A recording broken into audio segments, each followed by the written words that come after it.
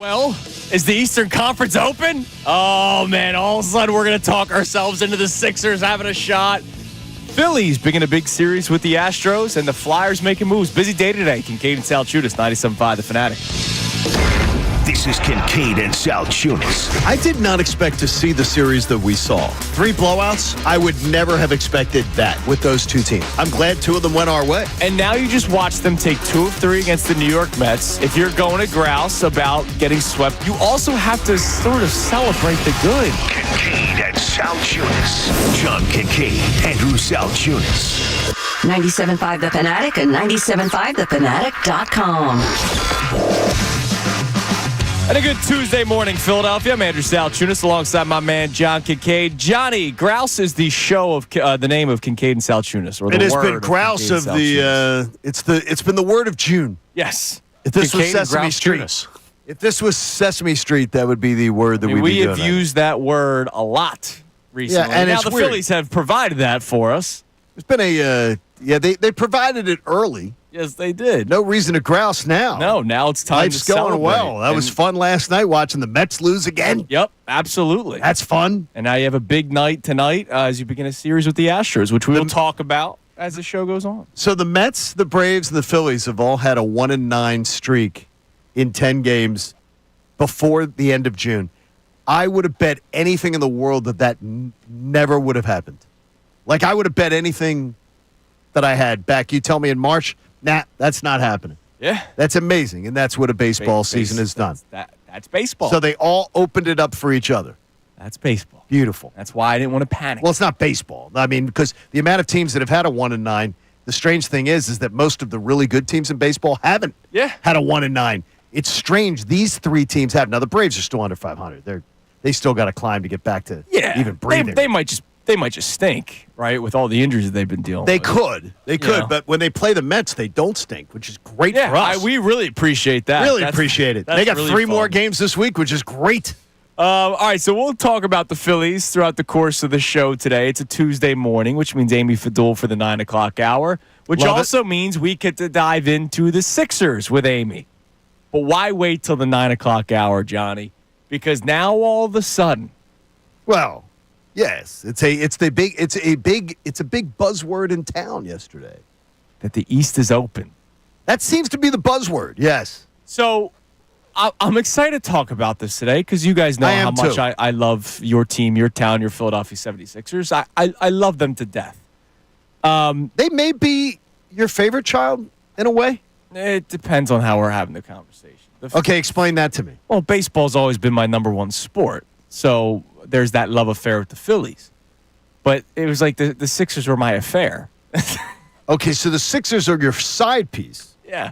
Okay. And sometimes you have more feelings for your side piece. It happens. Wow. Not that I'm speaking off of experience. That's good. I'm glad to hear that. So the Eastern Conference being open. Let's start there. Yes. The answer is yes. The Eastern Conference is open. But then the follow-up question is the Eastern Conference open for the Sixers? Now, when you hear now, there's one word that people are adding to the Eastern Conference, which I think is What's that? wide. Wide open. Sure. Do you find the Eastern Conference wide open? Yeah, because Boston's going to be without their best player. Okay, now how much does Boston being without Tatum, how much does that bring them back to the pack? Does that take them from a 60-win team to a 50-win team? Yeah, they'll still win 50 games. I mean, they have I think they still Jaylen Brown. They have a great coach. See, I think they still win 55. Yeah. Okay, so I still think But they're not like the same dominant team that people thought would be the next dynasty in the NBA. No, well, yeah. And then once the injuries happen, they fall apart. The Cleveland Cavaliers, going into the playoffs, I didn't believe in that team at all. The Heat and Heat culture, they're nowhere close. The Milwaukee Bucks are dealing with potentially trading Giannis, and they had the injury to Dame Lillard. Like, these teams that were toward the top, and the team that made it to the NBA Finals will be without their best player next season after Tyrese Halliburton tore his Achilles. And so the whole wide open conversation is real. But the follow-up question is it open for the Sixers, or is it open for another young team to go after it? And then the follow-up to even that is, does anyone want to hear about it? You ask beautiful questions there. Because I can tell you that there are younger teams in the East that are better suited to make a run, to take advantage of those other teams being down. And you didn't even mention really the Knicks. No, I mean the head coach, but the saga Knicks, that they got going on. But yeah, they're gonna be a good basketball team. Knicks are gonna be a really good basketball team. The Knicks may be the favorites to win the East. Pistons could take another step forward. The Pistons should. Orlando is clearly I like the Magic. I thought trading like your entire salary and the world and Mickey Mouse for Desmond Bane was an insane decision. What do you think of Desmond Bane? We didn't even mention. I like him as a basketball player, but for what they gave up, my eyes were like wide open. Like, what the hell? So you think they gutted their team, or do you think that think they're a better team today with Desmond Bane? I think they need to make another move or two. Yeah, they're better. It's just a hell of a kind of all-in or all-in adjacent move for Desmond Bane. I agree with you. I thought the trade package was insane. I think it sounds insane, I also thought the Rudy Gobert trade package was insane. And look, it ended up working out for the T-Wolves, in the long run. But when we talk about the Eastern Conference being wide open, like my legitimate question for Sixers fans today, and we'd love to hear from you all, show at 610-632-0975, is whether or not you even want to hear it. Because I know what we're going to do. Some of us will talk ourselves into the Sixers, if healthy, right? Joel Embiid, Paul George, Tyrese Maxey. You got some young, exciting players with Quentin Grimes and Jared McCain and whoever they're going to pick third overall, not Ace Bailey, which we'll get to. We'll talk ourselves into, look, this team is good. Yes. And I'm glad you say some of you. I'm glad you phrased that properly. Yeah, not everybody will do that. Some people, I don't blame anybody. Because some people are going to lap it right up. Right. And talk themselves into it, despite all the data that they know. Right. Despite all the facts that they know. They're going to talk themselves into this. I think for my own mental stability, have to go into this season with whatever happens, happens. Like, I can't get fired up looking at the state of the Eastern Conference, which is open or wide open, if people want to use that term. It is. Like, it's never been more wide open. If the Sixers are healthy, they could be a top 4 seed. We just talked about that on, Friday of last week. What level of healthy are we talking about? Embiid plays 50-plus games. Paul George plays 50-plus games. But it's not the games that they miss. Maybe it's a tweak or it's load management, right? Or let's say 60 games. They miss 22 games each because of load management, fake injuries, because they just want to keep guys out for a little bit. And none of it being legitimate injuries, which you saw Paul George sustain before the season started, which we've seen Joel Embiid deal with a lot. So somehow the healing waters of Lourdes have been put on to Joel Embiid. Right, exactly. He's all of a sudden healthy and in good condition, and he works himself. He can play a full season. If you tell me that, and Paul George is motivated and healthy, and they play 60, you absolutely aren't talking in falsehoods. No. That could happen. It could. With McCain and with Maxey and all that, there's no reason they can't be a top 3 seed. Right, absolutely. But what you speak of is like saying something that we're going to see unicorns flying out of the sky in Bala Cynwyd. Right. Last week, we saw things flying out of the sky in Bala Cynwyd, but it was because of a microburst. Right, exactly. That is what I refuse to drink the Kool-Aid on. Yeah, I'm not buying into it at this point. I'm going to continue to watch the Sixers with just I can hope. Hope. No, but that's it. I'm going to sit. Now, that's the word I was going to use. But it's unfortunate that that's where we're at. It's unfortunate that we are in, hey, I just hope they stay healthy. I am going to use the word hope. I'm going to hope that the unlikely scenario of all unlikely scenarios, Joel Embiid is healthy, motivated, focused. Paul George joins him in that. That's what I'm hoping for. Yeah. But hope is not a strategy. I hope that when I walk out of here after work today that my car was replaced with a Lamborghini. Well, did you? That'd be nice. Did you talk to DrivePhilly.com? No, I have not talked to DrivePhilly.com. I don't know. They have Lamborghinis out there? No, they don't have Lambos. But maybe one day, because it's the biggest indoor showroom in the city of Philadelphia. You never know what they're going to end up with. All right, so coming up next, why people are saying the East is wide open. We'll take a little bit extra time talking about it coming up next, because a lot of things have happened, either injury-related or trade-related, recently, and we're 2 days into into the offseason. The NBA unreal. Finals just ended 2 nights ago. We're 2 days into the offseason, and we're talking about how the Eastern Conference is wide open, which is true. We'll explain why and what happened over the course of this season. Coming up next, it's Kincade Salciunas, 97.5 The Fanatic. Ray Dunn, Mike Missanelli. The Phillies are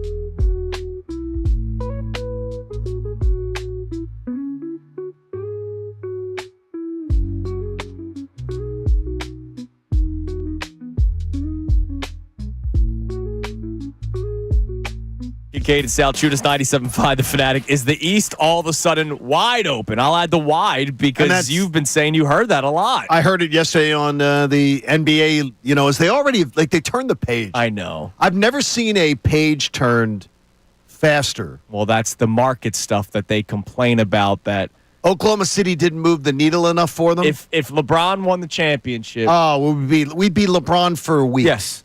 No, for a week. Oh my gosh. Until tip-off of the 2025 season. I mean, it would just be LeBron out and everything. And that's the sad thing, because the series was so exceptional. It was a great series. That And maybe it's the way it ended because Halliburton got hurt that there was a lot of air left out of the balloon or let out of the balloon as that game went on. Well, I was actually disappointed with I don't know if you heard, then they replayed some of the stuff. I hadn't heard the Brian Windhorst after the game. And then yesterday I got to hear some of the Brian Windhorst stuff that he was doing yesterday. Like, he was like emotional about the Game 7 injury that Halliburton, that as if it's like he feels that somehow the championship sort of got stolen away from Indiana. I think it's just it's the feeling not of getting a to little see bit it. of emptiness that, like, all right, we didn't see SGA versus Halliburton for a Game title. 7. And I get it. And I get it. But we're talking about because let's face it, when he got hurt, it was over. We're talking about one of the greatest regular season teams ever in Oklahoma City. Yeah. And one of the youngest champions ever. Youngest champion since the 77 Portland Trailblazers. So we're talking almost 50 years. Yeah. Have we seen a team this young win the NBA title? There's so many different storylines, and we're going to spin but you some know what? tale. On the day of Game 7, Kevin Durant gets traded, and that's what we talked about on ESPN. Yeah. It is what it is. I think the NBA likes it. I think they're like, yeah, we love the soap opera storylines as much as they do the big names, man. Yeah, as much as we want the big names. All right, so let's look at the Eastern Conference. Okay, I would start at the Sixers, but they were the 13th. Can't do that. They were the 13th. Seed Yeah, let's last not year. be obnoxious. Yeah, all right, so the Cavs are the Cavs.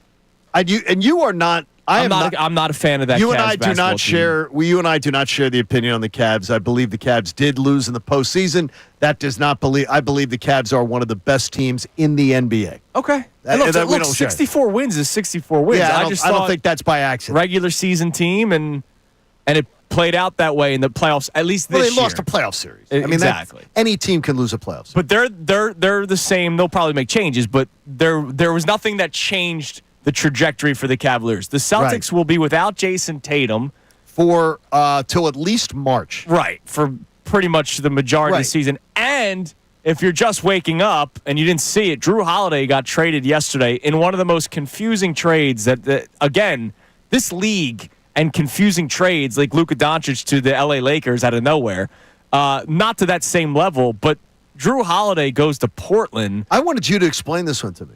Because I honestly... Okay, good. Well, so Boston gets Anthony Simons, who's a nice player. I mean, there were Sixers fans that were obsessed with him. Like, he's a nice player. He was their leading scorer. He's young. He's a nice player. He's not a part of their future plans, so that's why they were quick to move on from him for a veteran who can help a team win now, right? But the thing is, win what though? Boston. What's he gonna win? Boston got younger. That contract's off their books. And more athletic. And they got picks. I don't know what Portland's doing. I know Drew Holiday has 2 years left of control and a player option, so maybe that's what added to the price. But I didn't know there was a price on Drew Holiday, who the Celtics were looking to ship. They were. And that report came out like weeks ago. Like, it was no mystery that Drew Holiday was going to leave Boston, and yet they got a good player, picks, and money off the books. And they're going to move, if you believe, yesterday again, watching NBA, whatever, NBA Today. Porzingis. They're going to move Porzingis, too. Yeah, they have to because of the money. Like, Jaylen Brown and Jason Tatum making as much money as they are. They have to find somebody to take the contract, though. Right, which I think they will. They're going to find Yeah. somebody to take Porzingis. So Boston's without Drew Holiday, Jason Tatum. And Porzingis. And Porzingis, which he was hurt all last year anywhere. Right. Pacers, who were just in the NBA Finals, will be without Tyrese Halliburton. The Milwaukee Bucks are potentially going to trade Giannis Antetokounmpo. I don't believe they're going to. We'll see. It's been a weird situation. Dame Lillard is now hurt. He's out. He's out till at least March. That's 1 through 5. Detroit will see if they can take that next step. Orlando, can they take that next step? The Miami Heat, they're done. The Atlanta Hawks, you can talk more about that. They're going to trade Trae Young. The Bulls. They may trade Trae Young on draft night, they're saying. We'll see. The Bulls are a mess. The Raptors and Nets are in the same boat as the Sixers. If the Sixers get healthy, then yes, the East is wide open. But I can't put that much time and energy and hope, John. If the Sixers get healthy. That should be the name of a show. Yeah, well. If the Sixers get healthy. That show would never end. Exactly. All right, coming up next. So last week, we got news in the middle of the night. Speaking of the Drew Holiday trade, middle of the night, we woke up to Ace Bailey canceling his workout and his meetings with the Sixers. I said to you then that I was out. I now have even more. No, I have now more of a reason to scream it from the mountaintops. It's Kincade and Salciunas, 97.5 The Fanatic. Fanatic Sports Update. Flyers make a nice move. I'm Connor Thomas, and the Flyers made a nice trade yesterday, acquiring 24-year-old Trevor Zegras from the Ducks for Ryan Poehling, the number 45 pick in this year's draft, and a fourth-round pick in the 2026 draft. Zegras had 32 points in 57 games this year for Anaheim, a little bit of a surgery-shortened season for him. He could slot in either on the wing or at center for the Flyers. Jason Martinez joined Philly Sports Tonight with Kevin Cooney last night to talk about his potential positioning. This team obviously needs centers ad nauseum. I think he's going to play center this year. He's going to get the opportunity at least because there's not many other options. And you see how he does with it. So we'll keep an eye on where he slots in with the Flyers. The NHL draft gets going on Friday night, and we're just one day away from the NBA draft. It's tomorrow night at 8 p.m. The Sixers hold the number 3 overall pick. In other NBA news, the Celtics traded Drew Holiday to the Portland Trailblazers for Anthony Simons yesterday. The Phils are in Houston taking on the Astros tonight. First pitch of Game 1 is at 8:10 p.m. Rangers Suarez facing off against Framber Valdez in that pitching matchup. We're going to talk to Keith Pompei of the Inquirer coming up at 8:25 for the latest on the Sixers. Amy Fadul joins us for the entire 9 o'clock hour. I'm Connor Thomas, and you're listening to the home of the Sixers, Flyers, and Union, 97.5 The Fanatic and 97.5thefanatic.com. Vacation, business.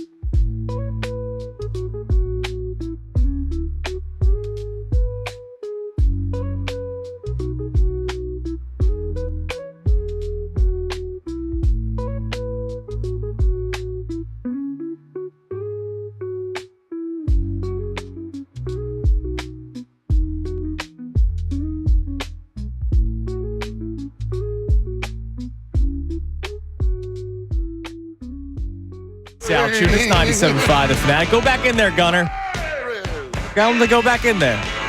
Connor Thomas was taking care of some duties, apparently, during the commercial break, and You Gunner said was duties. bringing us back, and then as soon as the music started playing, Brendan Gunn decided to disappear. So, Gunner, please come to the microphone.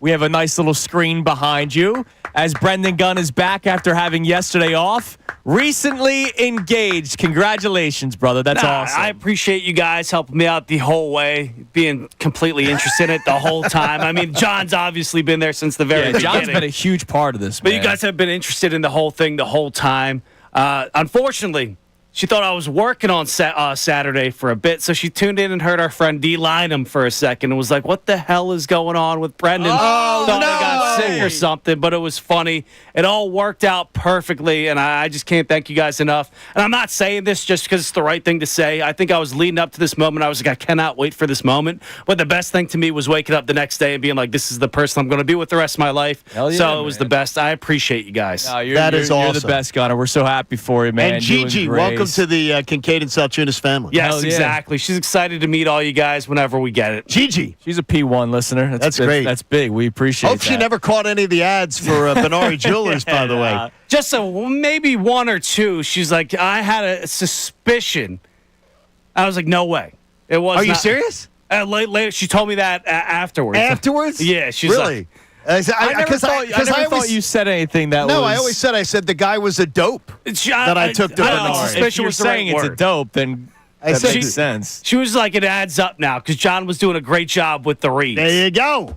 There you go. So it's You're good selling that job. product, I Johnny. love you There guys. were. You're Thank the you. man, Thank you. Gunner. Love you too. Congratulations. That was awesome. So if you ever heard the commercials, that was what it was. Yeah, you were the talking about guy who Brendan knew Gunn. nothing about diamonds. You know, they let him through the process, and Hell he got yeah, a beautiful man. ring. It's awesome, and great. they look like they had a great time, and 100 roses, They were too. up late. Love that post It's a engagement. totally party, different. Man. It's a totally different world today. You guys with these engagements, and it's like yeah. it's just. I told you, completely Christy different. and I were up till 4 a.m. with our friends. Like it was awesome, man. Great. The time. engagements being these gigantic things, it's just a totally different world, and it looks like they had a great time. Yeah, it was awesome. All right, so we're talking about the NBA, the Sixers, and how the Eastern Conference is now being considered wide open. But the question for you to answer at 610-632-0975 is whether or not you even want to hear it. And as the diehard Sixers fan expecting? that I am, I'm gonna guess No, but what are you expecting from the people when that they don't want to hear it. I am not. I'm not. You see, now it's weird. That's amazing. Because you're the one who's more positive on the Sixers even than I am. Yeah. I think people are going to look at all the other cataclysmic events that are happening in the East and saying, I'm willing to at least consider that things could break the Sixers' way. But here's the deal: Those those events started with the Sixers this year. I heard Billy Sunshine yesterday afternoon on Unfiltered. Yeah, we're gonna have to discuss this later on. I mean, because seriously. he was acting like the Sixers were about to parade down Broad Street. I'm It's not sure. unbelievable. I don't think Scott explained to Bill that we do drug tests here. Because I'm hearing Bill yesterday, and I'm thinking Bill hasn't heard about the Sixers the last 4 seasons. Yeah, all of a sudden the Sixers have a chance, and Wow. look, I It's would love. unbelievable. You know me, I would love it. You would love it as much as anybody. And you know I what told you, I'm parading naked on Broad Street. I would love it for you. Me and Billy Penn, I'll be climbing up to the top. There you go. Climbing up those poles. All right, so yesterday there was more on Ace Bailey. So last week when we went through the report that broke right around midnight going into Right. it was Monday going into Tuesday because we had Amy in to react to it. Ace Bailey canceled his workout with the Sixers. And then there was the reports of he wanted the clear path to stardom. There were certain teams that he did not want to play for. There was a lot of other red flags. I was out. You were out. I was out last week. I was not. Right. Because I just don't want the talent is not. I'm not going to let the talent scare me off. If they believe in the talent, I'm not going to let his jackassery scare me off. Well, let me continue because there's more. Uh-oh. So the guy that broke the story, Jonathan Gavoni, who Really covers good. the NBA draft, he built his own product. He then got hired by ESPN. He does a tremendous job. Here he was yesterday. I think it was on his podcast or it was on ESPN. I apologize. But here he is talking about the Sixers target with the 3rd overall pick. So he'll mention the name, and then he'll talk a little bit more about Ace Bailey. Well, we have Ace Bailey 6 right now to Washington. That is what we understand to be one of his preferred destinations. 6, 7, or 8. Washington, New Orleans, or Brooklyn. He has declined all invitations from Philadelphia at 3, like we said, Charlotte at 4, and Utah at 5. But today we started hearing some rumblings that one of those teams at 4 or 5 could just decide to take Ace Bailey with their pick regardless, potentially for a trade. Maybe one of those teams at 6, 7, or 8 decides to make an aggressive move. Does Washington decide to move to 4, to get ahead of New Orleans or Brooklyn? Both of those teams have the assets to move up if they want. So I could really see Ace Bailey anywhere in that 4 through 6 range right now. Unless you grew up a Wizards fan and living in the area, which, by the way, Ace Bailey grew up in Chattanooga, Tennessee, not the D.C. area. Yes. Have you ever heard anybody say that I want to play for the Washington Wizards? Never. But he sees a path to, remember, you sign that first contract. It is about, and Kendrick Perkson was talking about it yesterday, that the first contract is about numbers accumulation. And these young guys come out of college and they have these agents, and the agents say, here's the graph for you. You come out and you accumulate these numbers. Your second contract will be this. So he's trying to go somewhere. He looks at the Sixers as poison because the Sixers aren't going to give him the minutes and the opportunity right out of the bat to be able to accumulate the numbers that he wants, to be able to make sure that that second contract is what he wants. That's what the problem is here. It's not a Sixers problem. It's a Sixers opportunity problem. He wants to go somewhere where he can accumulate, because then, most likely too, he can force his way out in today's NBA. Oh, he absolutely. can accumulate those numbers and then go where he wants to go. Here's one thing that I look at. I've never talked to the kid. And again, he's 18 years old, so what do I know? To me, Ace Bailey seems to be a guy that runs from the moment. So not only is one of his preferred destinations the Washington Wizards, which who's got eyes on the Wizards? Nobody. He did get offers from Ohio State, Kentucky, Kansas, Texas, and Oregon to play basketball, right? He did. And where'd he go? Rutgers. With all due respect to the great people of Rutgers. Yeah. And the state of New Jersey, where I reside. The only state that doesn't acknowledge its state university. Yeah. If you're picking Rutgers and you want a path to stardom, right? This is what he wants. He wants a path to stardom. You pick Rutgers over Ohio State, Kentucky, Kansas, Texas, Oregon, where you're going to get a lot more eyes. You're going to get a lot more better coaching, with all due respect to the Rutgers basketball program. There's a reason why the consensus number 2 overall pick, and a guy that's been considered a 3rd overall pick could not get to the NCAA tournament. Okay, you make a really great case. This guy, to me, is afraid of the big moment, and he doesn't want to go to a team that's ready to contend. Here's what I'm going to say to you. Sixers aren't ready to contend either.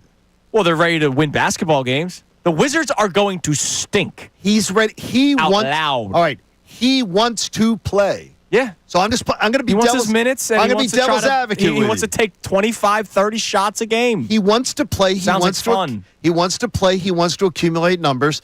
So to me, wanting to play and wanting to accumulate numbers is not running from the moment. That's wanting to be seen. That's wanting to be counted on. Or it's wanting to be the best player on a bad basketball team. Okay, that's fine. But the thing is, the Sixers aren't competing for an NBA title.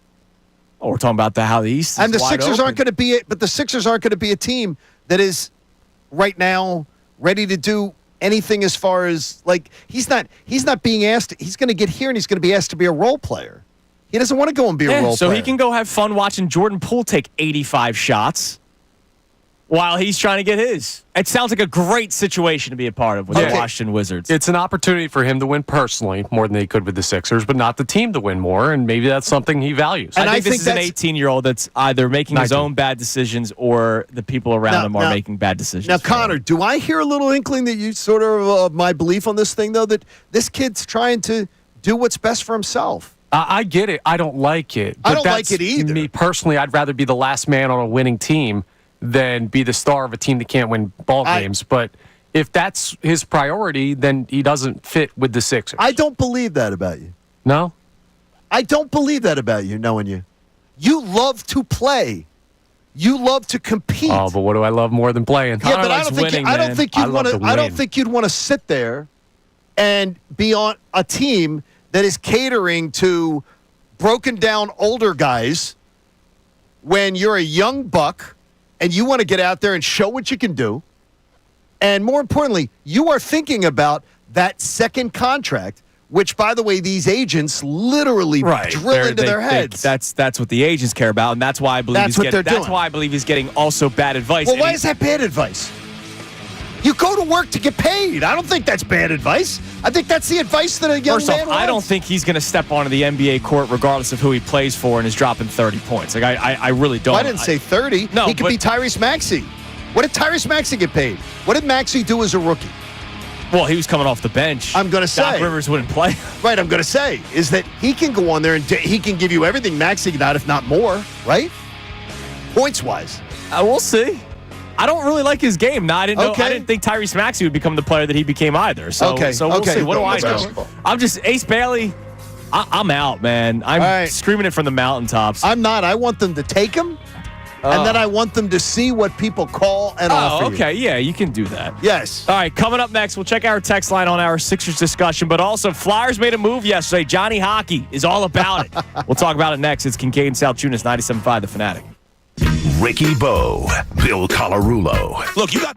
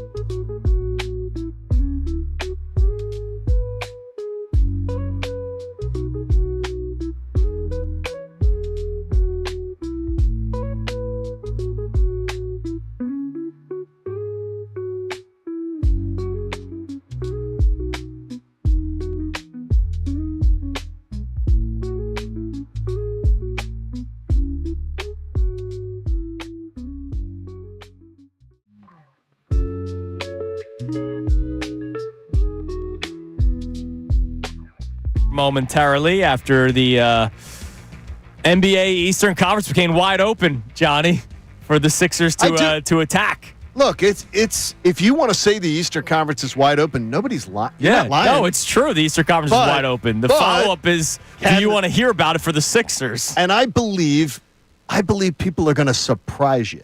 I don't think so, man. I think they're going to Connor, you've already seen your gut instinct. Your gut instinct was what? That people are going to be, I don't want to hear it, or that people are going to surprise him? My gut instinct was people aren't going to want to hear it. And without reading a text yet, is the gut instinct correct? Yeah. Yeah, I thought so. All right, I got to tell you, I'm disappointed. And what really makes it strange to me. Are you surprised? No.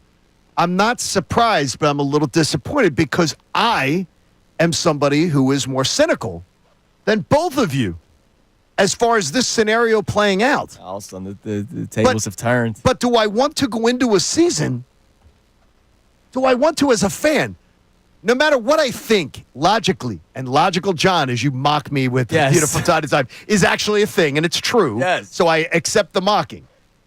But logical John doesn't want to be right. Well, of course, dude. Logical John wants to be tip-off wrong. at the Wells Fargo Center. Right. You know I'm going to be there, and I'm going to be fired up. I'm going to be waving whatever rally towel they give out there, screaming, "Let's go, Sixers." Logical John wants to be wrong.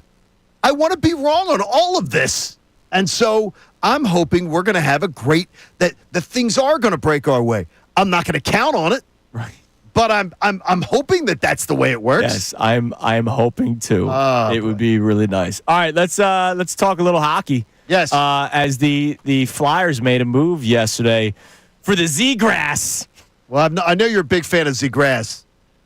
Z-Grass. Tell us about him. Okay, a player who came onto the scene and 9th pick of the draft. Came onto the scene. Haley told us about that this morning. Came onto the scene and flashed. And showed you that, like, he's a player with huge upside. Last couple years, dinged up. And sort of, in the long-term plans, Anaheim got a little, he's not going to be the guy we're going to commit to long-term. Kind of like what we're seeing with Jalen Green and the Rockets. Very well could be. In case there's people that are wondering, all right, you know how you see the tweet all the time? Explain this in NBA terms. It's the Houston Rockets moving on from Jalen Green. I saw somebody yesterday wisely say it's sort of like they were comparing it to a Mekhi Becton situation, but that's not a good comparison because Mekhi Becton never put together two really, really good seasons. Yeah, he was slacked off. To bust. He was a bust. This kid's not a bust. This kid has slacked off a little bit, and now he wants to play center. They will give him the opportunity to play center, and I know Jason Martinez was talking about it on Philly Sports Tonight last night. They look to give him the opportunity to play center here next year, most likely because of the fact that the opportunity exists because they're bereft of talent at center. He most likely would, to me, translate to being a wing. Okay. But highly talented guy from New York, a player that I believe will end up thriving here.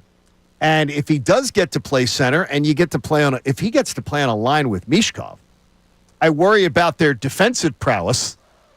But offensively, light the lamp, baby. Offensively, I am very intrigued. And here's the deal. And I had last night, one of the Flyer faithful was going back and forth with me all night long. And a real good Flyer fan, so I'm not trying to mock Tim M. Tim M is a huge Flyers fan, and I love him that he's a Flyers fan. But I literally had to give him the meme of me jumping out the window because I'm like, I tried to have the good conversation, and I finally just said, I'm jumping out the window. I'm done with this conversation. Because every general manager in the NHL, if offered that trade that Danny Briere made yesterday, every GM would have made it. The Flyers, I don't believe people are saying the Flyers fleeced the Anaheim Ducks. I don't believe that. I think that's overstating. I believe the Flyers made a huge upside trade. There is a huge opportunity for upside. But Zegras has to prove that he's the player he was his first couple years, not the player he's been the last couple. So that's where I'm at.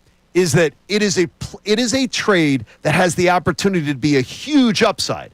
But if every general manager in the NHL got called with that deal on the table, would you take this deal to bring in that player? What Danny Briere did yesterday, I don't know how he got that deal. It's a great deal for the Flyers. I love it. It's an upside deal, but anybody who's saying, oh, he fleeced him, he only fleeced him if the player we saw his first 2 years in the NHL truly exists, and we'll find out if that happens. I just hope. I love it. I love it as a start to draft week because they're better. They're a better team today than they were yesterday. I just hope Cutter is miserable. I love that. That's all I care about. Yeah, I like that too. I want that guy to have a miserable NHL career. Well, Anaheim's the place for it. Yeah. Also, exactly. the question is, will Tocchet let him try the Michigan? Tocchet will have no problem with that.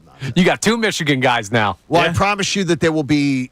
I promise you that Rick Tocchet will have no problem with players being themselves. Yeah. As long as they are not a detriment to the team mentality.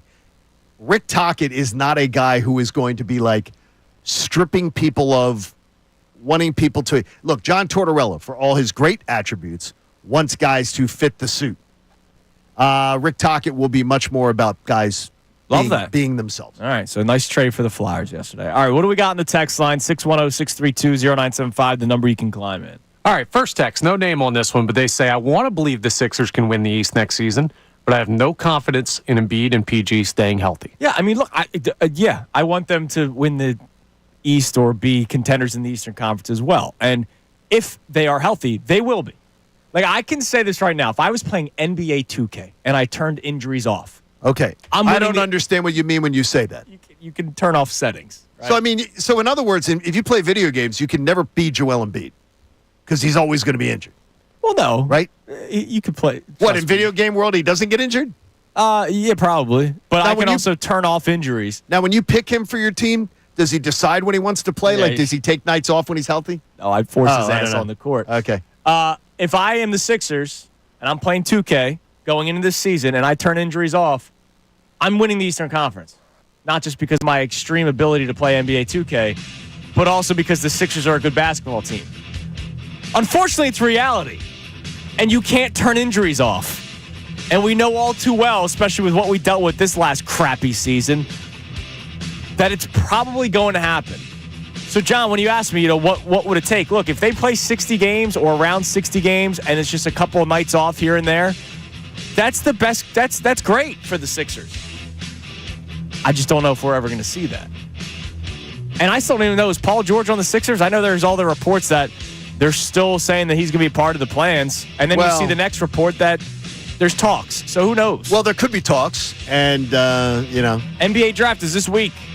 Could be. NBA draft is tomorrow. It is. It's tomorrow. Oh, no, and then they extended it to Thursday. Yeah, with the second round, man. As if the NBA... That's when they draft the Lithuanians that nobody's ever heard of, As if the NBA's second round needs its own night. Former Sixer draft pick Arturas Gudaitis. Come on, man. Never played a minute. All right, coming up next, we'll reset the show. Coming up next, you can text in 610-632-0975. Also, is there a reason why so many players got hurt for us to be able to even talk about the Eastern Conference being wide open? And can the league do anything about it? It's Kincade and Salciunas, 97.5 The Fanatic. Fanatic Sports Update.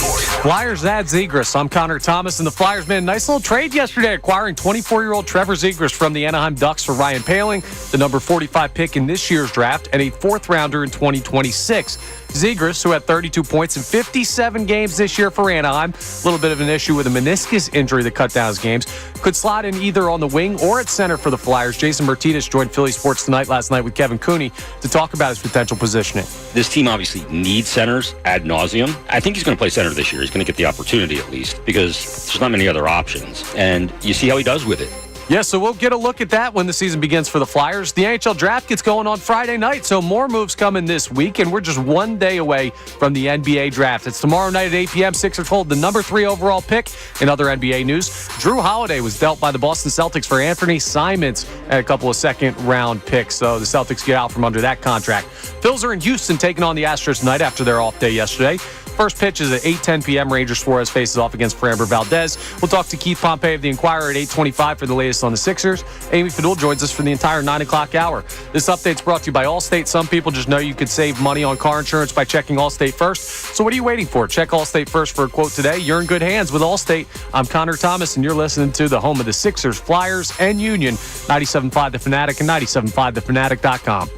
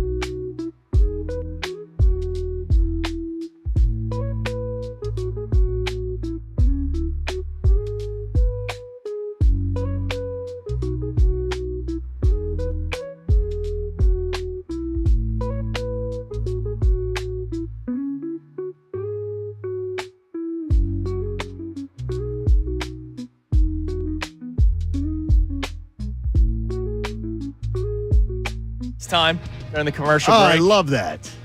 He's all fired up. Well, it's exciting. We're all excited for B Gun. Yeah. And engaged. Gigi. And Gigi. I love that. All right, we'll get back to our text messages here in a little bit. And to start the 7 o'clock hour, we're going to talk about more of a NBA-related discussion because that was sort of the big talking point.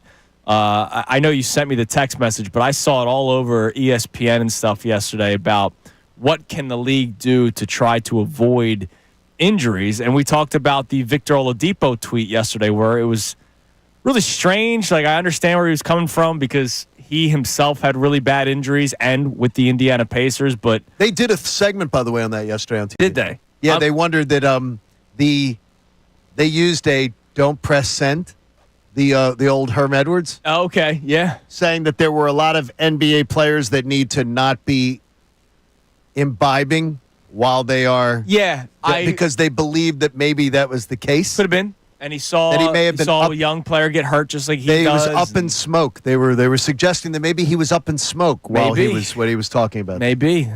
You don't see me on my phone late at night. Yeah, keep That's it when I like do that. my best work.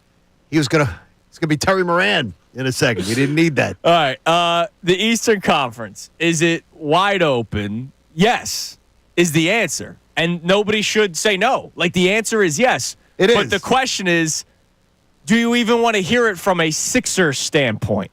Because yesterday I heard Bill Colarulo when I was driving to pick up Coop from daycare. He's like, DeCecco was in yesterday. He's like, Andrew, I got to be honest, man. I just woke up feeling hopeful. And Oh, my I gosh. feel great. And the Sixers, like, Joel Embiid's MVP odds. I think he's 11th best. And blah. And he's just, he's like spewing positivity with the Sixers. And he even said, John, today's a day where I want to be positive. He said that on the air yesterday. I go, well, don't force it. That was forced. Because the last time I heard Bill this excited, GNC had their, big sale. I mean, I've never heard Bill that juiced up, no pun intended, about anything. I mean, he was bouncing, except Nick Sirianni. Yeah. I mean, come on. That was a little over the top yesterday, but it's great stuff. And if you haven't been checking out on Filter, No, you should be. I was wondering though, what was in the pregame beverages yesterday? A little extra creatine yesterday. Because Got him all fired up. I'm going to say that was over the top, even though today it shocks me. And it's one of the reasons why I'm glad we don't do the show before the show, because I am more positive. This is the most shocking thing to me. And one of my buddies sends me a text and he goes, okay, wait a minute. This is Bizarro World. How are you more positive on the Sixers' chances even than Connor and Andrew on this scenario? Like, I really do, as far as thinking the fan base. I really do. I'm optimistic that the fan base hasn't checked out. Because if I haven't checked out, if I'm willing to say, when as you put the perfect scenario up, when the ball tips off in October, Yes. third week in October or whenever it is, when the ball tips off, if you aren't all in, if you aren't optimistic, then Well, hold on a second. If you aren't optimistic, I can't blame anybody for not being optimistic. I can be, look, there's got to be, with everything that has happened to all the other teams in the East, Yeah. you got to find some optimism. Unless we find out, unless we find out this offseason that Embiid truly is beyond broken, Hey, could be. and we find out that Paul George really is a malingerer, and we're hoping he is not. If we don't find out those things, if we find out contrary messages, then damn right I might be like seriously optimistic. Like optimistic of a top 4 seed. I really might be. Man, I can't believe hell is freezing over. If I find it might be the air conditioning. I was in air conditioning a lot yesterday. If I find that if I find the Sixers that we're like, wow, Joel Embiid really does. He looks healthy. He's ready to go, and Paul George is ready to attack the season. And these two guys look like they can put in 58 games, 60 games. If you told me right now, if you told me that Paul George and Joel Embiid are going to play 58 games, and neither one of them is going to suffer a major injury, right. So the 58 games is going to be some sort of Sign load me management. up. And you got Maxey and McCain and whoever else they're adding to this team and everything. I'm telling you right now, I'm optimistic of a top 4 seed. Yeah, sign me up. But the thing is, I can't be optimistic. No, I got can't that. tell you that they're going to play 58 games and they're not going to sustain any major injuries. I can't either. But I have a chance. But I am willing to be swayed this offseason with hopefully some positive news out of Sixerland. Give it to me. And by the way, where I'm totally different is I absolutely want a hostage situation. I want them to take Ace. Oh, God, no. I'm out. Unless you're taking him to trade him, No, which that's how what the I want. NBA That's what I'm saying. operates. And that's what I want. I want a hostage situation. Because here's what the other teams have done, which is dumb. They've played their cards publicly. Washington's played their cards publicly. New Orleans has. I'm reading from the New Orleans newspapers. Literally, their beat writers talking about it. They covet him. They've used the word covet. I'm taking him and saying, give us a trade and a younger player. Tell me who you want. I'm not giving you I'm not passing on him. I'm taking him, and then you're giving me. And then I know I've got 2 teams that at least want him. Yeah. Maybe 3. And you're going to get 2 young players out of Then it. I get a bidding war. Whoever the team Right. drafts, and then whatever young player you steal from that team. I want a hostage I told you situation. that's what I want. I told you last week that to me one of the best case scenarios is where you get a player from a team and a draft pick. So if it's the 3 and where's New Orleans 6, you're making the trade. To your point, you draft Ace Bailey. New Orleans really wants Ace Bailey. You get one of their younger players and whoever you tell them to select, whether it's a VJ Edgecombe or whoever. That would be a pretty good scenario for a Sixers team that needs to get younger. You're listening to 97.5 The Fanatic, WPEN, WPN, HD1, Burlington, Philadelphia. A Beasley Media Group station broadcasting live from the Comcast Business Studio, powering possibilities. What are the people saying on the text line? Because I don't think many people want to hear that the Eastern Conference is wide open when it comes to a Sixers conversation. Nobody can deny that the Eastern Conference is wide open. But do people want to hear it from a Sixers standpoint? What are the people saying on the text line? I think you're right, at least according to Jamal from New Jersey, who says, I do not want to hear it. I hear a lot of ifs. Embiid has not shown any sort of durability throughout his career, nor has he been in shape come April or May. After last season's dumpster fire, I can no longer trust this organization. Side note, what happened to the 6-week update on Embiid's knee? So I was about to say, the one thing I need to hear from the Sixers, regardless of, you guys know how I love Joel Embiid, and I'm going down with the ship with Embiid. I need to hear something soon. And that's Stu. That will always be our number one. You mean to tell me like a Shams doesn't know anything about Joel Embiid's status right now? No, because they literally there may be no news in the news. And I have always been told, you always hear the thing that no news is good news. That's true. No, but and we can ask Adam Schefter about this. No news is not good news when it comes to injuries. Yeah, that's good. When it comes to injuries, no news is not good news. Because when it's good news regarding injuries, you hear about it right away. Teams want to sing it. Oh, he's progressing so well right now. Teams want to sing it from the rafters. Yeah. So, there you go. Yeah, I would like some sort of update. All right, the other thing that we're going to get into here, NBA related. So, the big talking point in the national stage yesterday, and I'm glad people are finally getting to it. We've only been asking for this, at least as a show, for over a year. I've been asking for it for years. So have you been. Whether or not the league needs to do something with the length of the NBA season. Yeah. They need to do something. Because you had 3 key guys in the NBA sustain borderline season-ending injuries, depending on the timing of it. Obviously, Tyrese Halliburton might miss the entire season next year. But the Achilles injuries to Halliburton and Damian Lillard and Jason Tatum. Now, I will say I think it's more coincidence that 3 Achilles injuries happened in the playoffs because the Thunder were fine. Now, they might just be a younger basketball team, and that could be a big part of it. Now, look at the guys, though. I mean, even though Tatum's not an old man. He's been playing a lot of basketball. A lot of mileage. Yeah. And he's had long springs added on to long seasons. Well, not only Tatum do they also shows up for work. Tatum is not a guy who says, I only want to play 60 games. Right. Tatum's a guy who shows up to give the fans what they paid for. Not only did they play deep into the spring last year, right? The Boston Celtics won the NBA Finals. The Pacers got to the Eastern Conference Finals. They also played for Team USA. They never stopped. Like, Jason Tatum won the NBA championship and then flew overseas to play in the Olympics. Like, a lot of mileage was on the tires. So was this an NBA problem, or was this just this guy played a lot of basketball? Well, that absolutely can be part of it. I mean, that hell, look at Joel Embiid still ramping up because of it. Yeah, well, I mean, the ramp up's still going on. Yeah, I mean, Tyrese Halliburton, by the way, was on that the one Team thing USA. Is these when you're talking about all the games that these guys play, when they are supremely in shape. Mm-hmm. Now that we can't put Embiid with them in those conversations. Those guys, impeccable shape, impeccable performance, not taking nights off, not guys who do load management. Those aren't load management guys. Right. I think that it absolutely can be talked about. That it might be too much. Now, there's a lot of tinfoil cap theories where sometimes I laugh when I say tinfoil, but like sometimes I actually kind of believe it.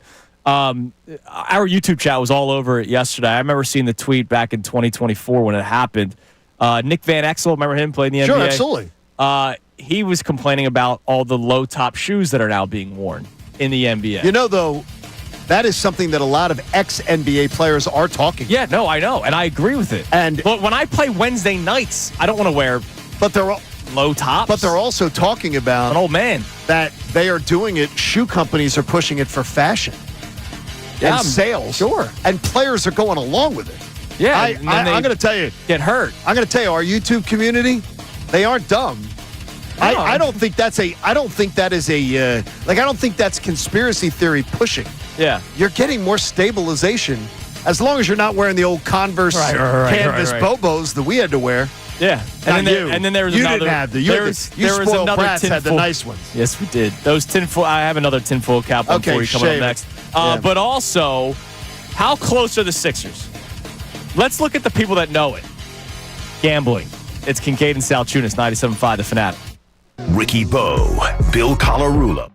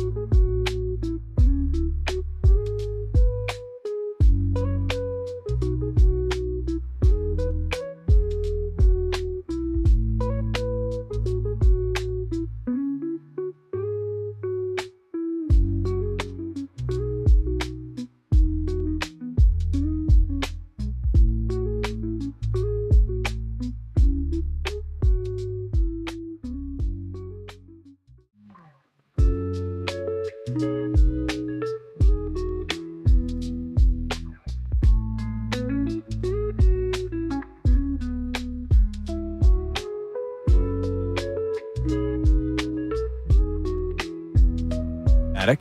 We prefer Wawa and Wendy's. And Wendy's. That's Wendy's on Thursday. Especially on Thursdays, man. It's fantastic. By the way, today there was like 19 cars in the Belmont Wawa at 4:40. Really? 4:48 in the morning. Why? There was not a spot in the parking lot. I don't know what's going on. Like, well, they were having craze going on. They were having early. some deliveries, and it was just crazy town. I'll tell you what it probably is. All the people that are out there in the sun. If you're working construction or outside, yeah, you get up drinks. early. And on a day like today or yesterday, hydrate. The drink. We have the Wawa near the skate park near us, and the drinks were the drink thing. I've never seen the drink container more empty yesterday. Oh, Like yeah. it was dude. like horrible people must have yesterday. come in and just been clearing out. That's good, though. Stay It is, hydrated it's out great. there, people. And I saw, you need the electrolytes. Yeah, you need the absolutely. electrolytes. Salciunas almost died yesterday in his yard. I survived. And he Made it. He did text me to say that he was okay. I even texted him when I took a water break. I like that. About that. I'm glad. I'm very. My wife was concerned for you too. So. Well, thank you for being We're both concerned. worried for me. about I survived. Good. So one other thing about the Achilles injuries that are popping up in the NBA, somebody actually did make a pretty decent point. Not just the shoes, which I agree with. There's been a new teaching point for guards when they attack, where they drop one of their legs Right, back, and then they push. And that push is when you're starting to see the pop, the non-contact pop. And that's something that's being taught more and more from, individual coaches, shooting coaches, AAU, all that kind of stuff. So that's just something else that's been talked about. But to Victor Oladipo or anybody talking about how they need to shorten the season, if that move, it's not like the hip drop tackle where you're banning it. Well, you can't ban that. Well, I will tell you, too, is that one of the things that we talked about, and once we get Shaquille off of his, Caribbean vacations and everything, we'll get him on when he has some time. Yeah. At some point. He'll tell you that players today are too jacked up. He thinks they're too bulked up. Could be. He thinks the players of his generation didn't look like. They didn't look like LeBron. Yeah, but they see LeBron, and LeBron's been. They didn't look like LeBron. He's 40 years old, still playing in the league. And the players today are twice as injured or 3 times as injured as the players. 3 times as injured as the players of the Jordan era, twice as injured as the players of the Shaq era. Right. And he thinks it's because they're too jacked up. Could be, or it's because they're playing all year. No, but they're playing less.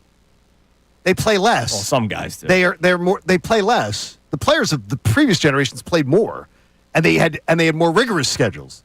They didn't have as many nights off. They didn't have as many. They played more because nowadays they didn't care about. The players didn't spend their time worrying about looking great at the beach. Yeah. Or looking great on Instagram. Right, yeah. They wanted to look good playing. The only one who did was Rick Fox, who Shaq will tell you he still has a crush on. His man crush is on Rick Fox.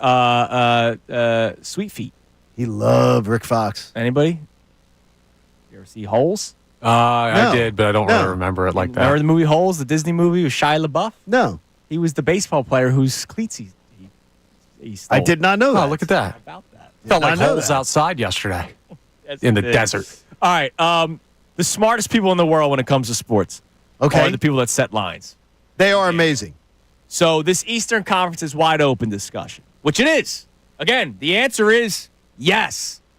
Question for you to answer at 610-632-0975 is Brendan Gunn puts sploosh on the board. Absolutely. That was the product that they created.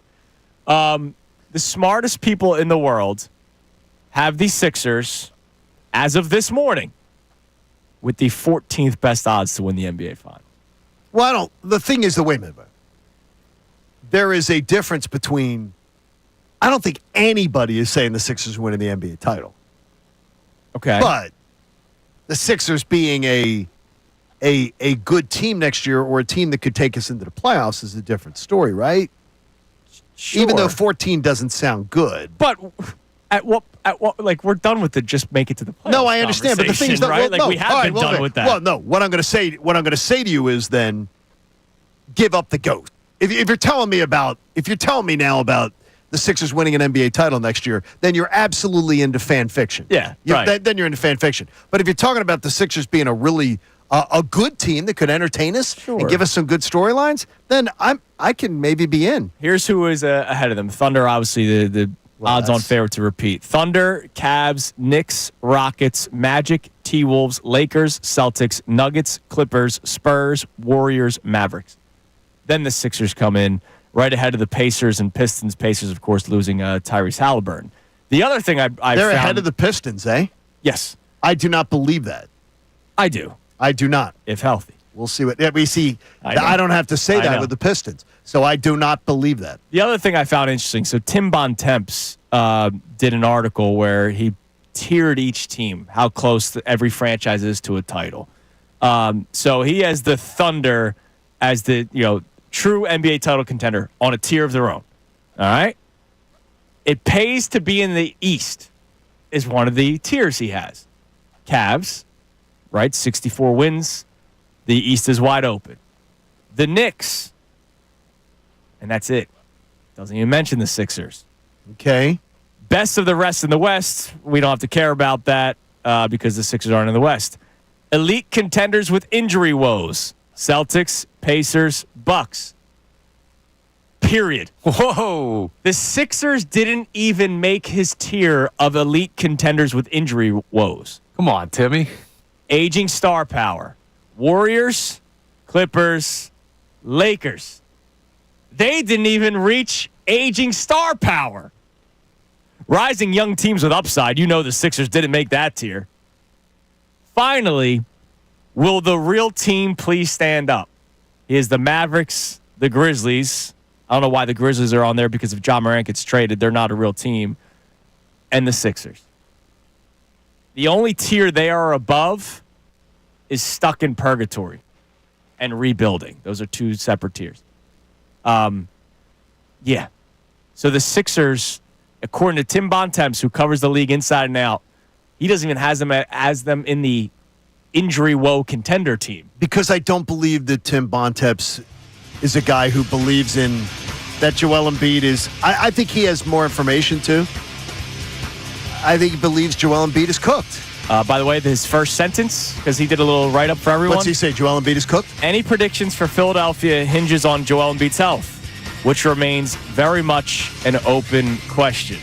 Yep. Because we haven't got an update. All right, coming up next, I got to talk a little bit more about Billy Colarulo. Because, I wanted him to get his feet wet in the afternoons before we attacked. I think a little intervention may be in order. We got to talk about the confidence that Bill Colarulo was spewing when it came to the Sixers yesterday. It amazed me. We'll go through it next. We'll check your text messages. It's as if he has amnesia. It's Kincade Salciunas, 97.5 The Fanatic. Fanatic Sports Update. Flyers acquire some young offense. I'm Connor Thomas, and the Flyers made a nice little trade yesterday, acquiring 24-year-old Trevor Zegras from the Ducks for Ryan Poehling, the number 45 pick in this year's draft, and a fourth-rounder next year. Zegras had 32 points in 57 games this year for Anaheim. He did have a meniscus injury, but he could slot in either on the wing or at a very important position for the Flyers. He could play center. Jason Martinez joined Philly Sports tonight with Kevin Cooney last night to talk about where he could slot in. This team obviously needs centers ad nauseum. I think he's going to play center this year. He's going to get the opportunity at least because there's not many other options. And you see how he does with it. We'll see what the offense turns into with Michkov and Zegras up there. And the NHL draft can give the Flyers some opportunity. It gets going on Friday night. We're just one day away from the NBA draft as well. Tomorrow night at 8 p.m., Sixers hold the number 3 overall pick. Still unsure what they're going to do with that. In other NBA news, Drew Holiday was traded yesterday by the Celtics to the Trailblazers for Anthony Simons. The Phils are in Houston taking on the Astros tonight. First pitch is at 8:10 p.m. Ranger Suarez on the mound against Framber Valdez. We'll talk to Keith Pompei of the Inquirer at 8:25. Amy Fadul will join us for the entire 9 o'clock hour. This update's brought to you by Bet365. Whatever the moment, it's never ordinary at Bet365. Download the app today. I'm Connor Thomas, and you're listening to the home of the Sixers, Flyers, and Union, 97.5 The Fanatic and 97.5thefanatic.com. Texting, the easiest and most...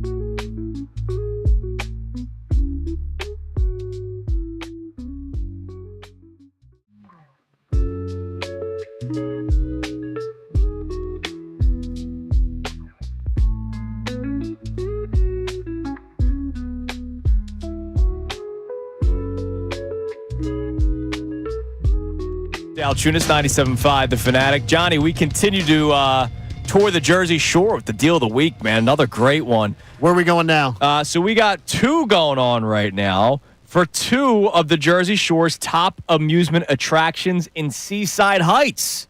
Deal number one, buy one 2-hour casino pier ride wristband and get one free. Deal number two, buy one all-day Breakwater Beach admission pass, get one free.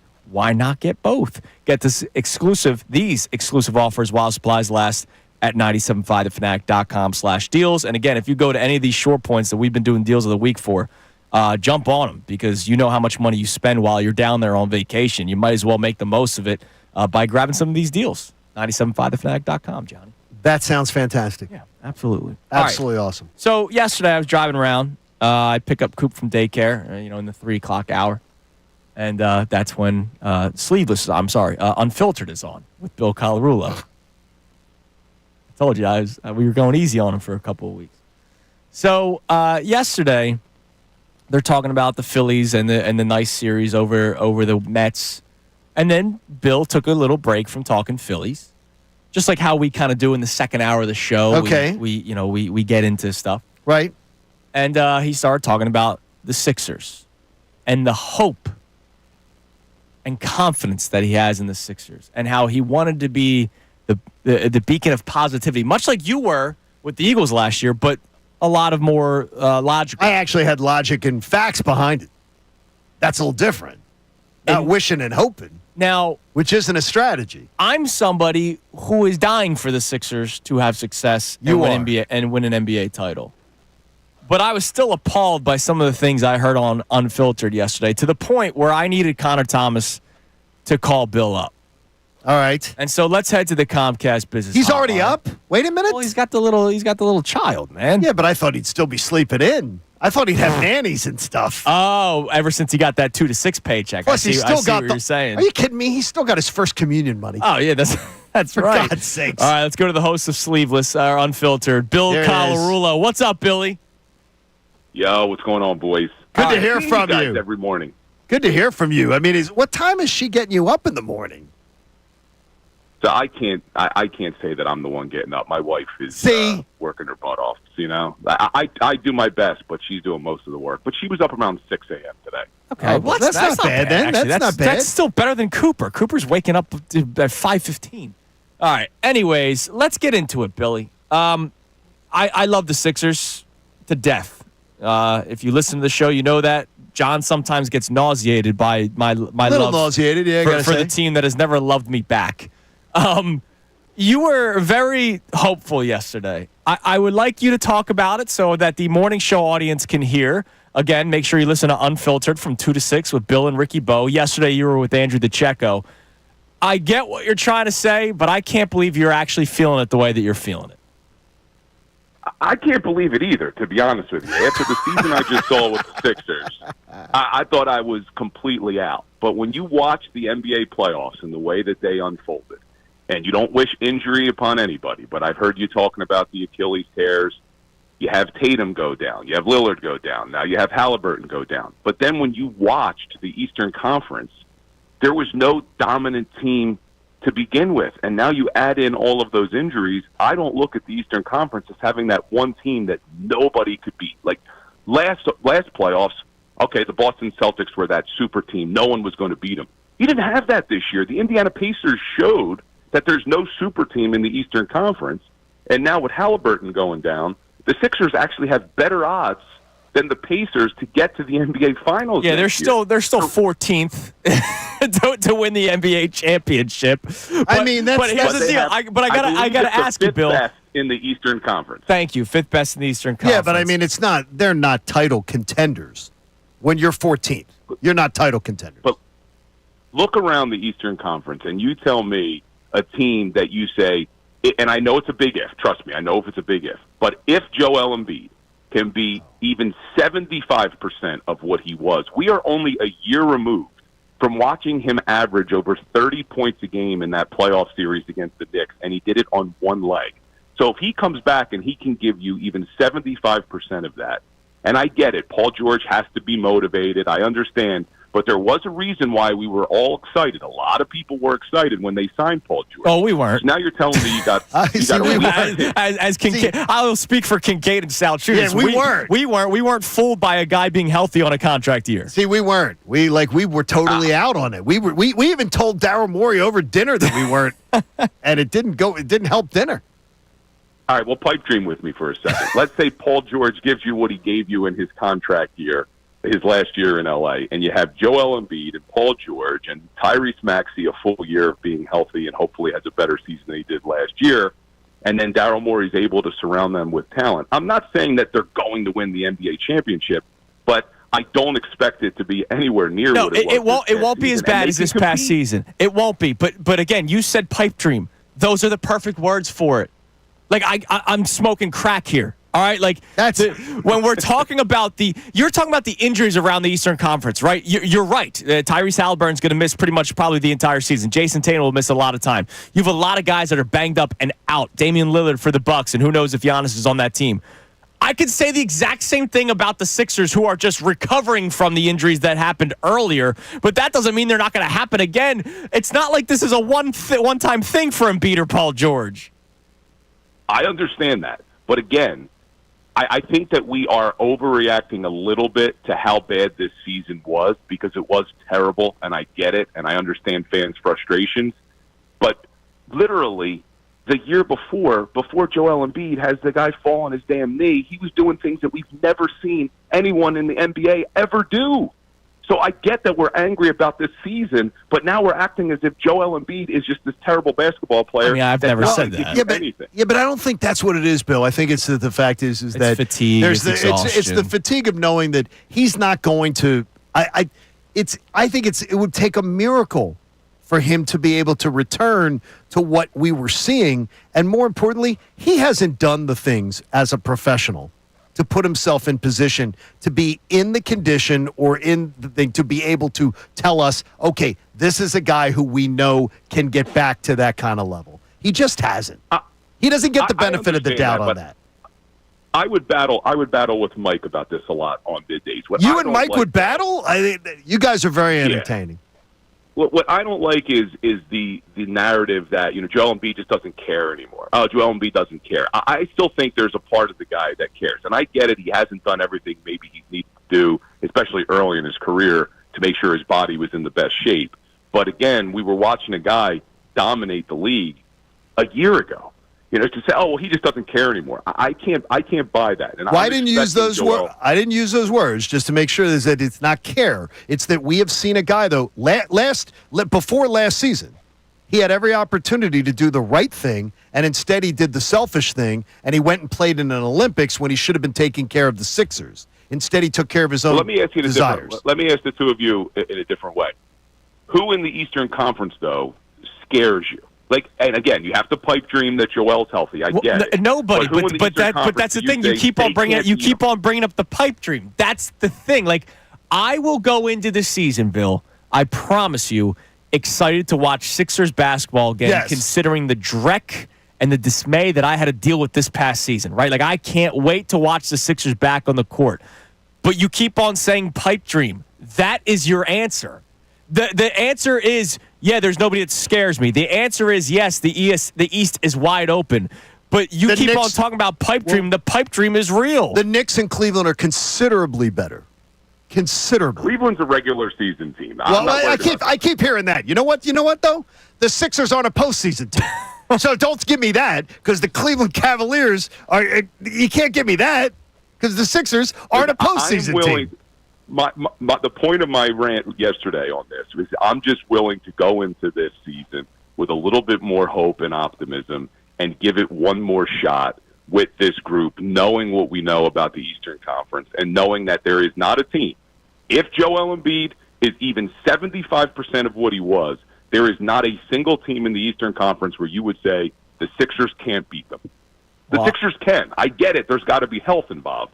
But the Sixers can beat any single team in the Eastern Conference as they are all constructed now. I know things are going to change. I'm glad that you are willing to go into the season with more hope. That's very nice of you.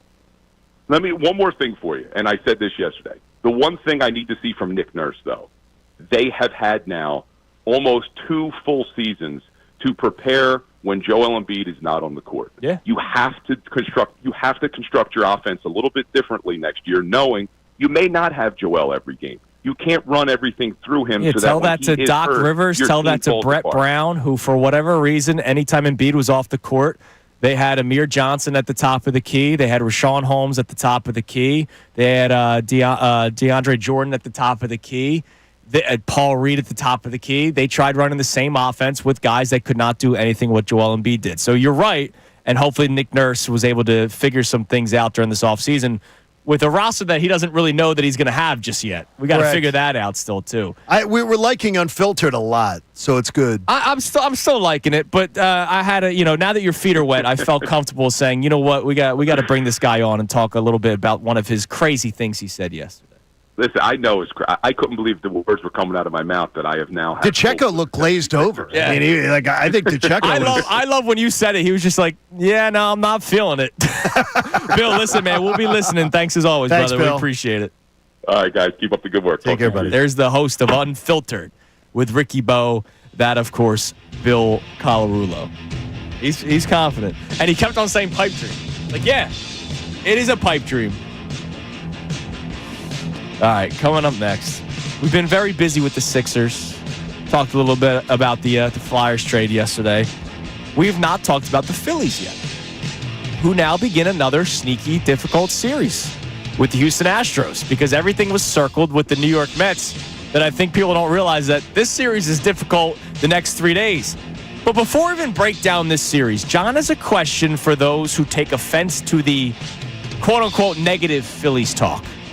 It's Kincade and Salciunas here on 97.5 The Fanatic. Philadelphia Union Soccer.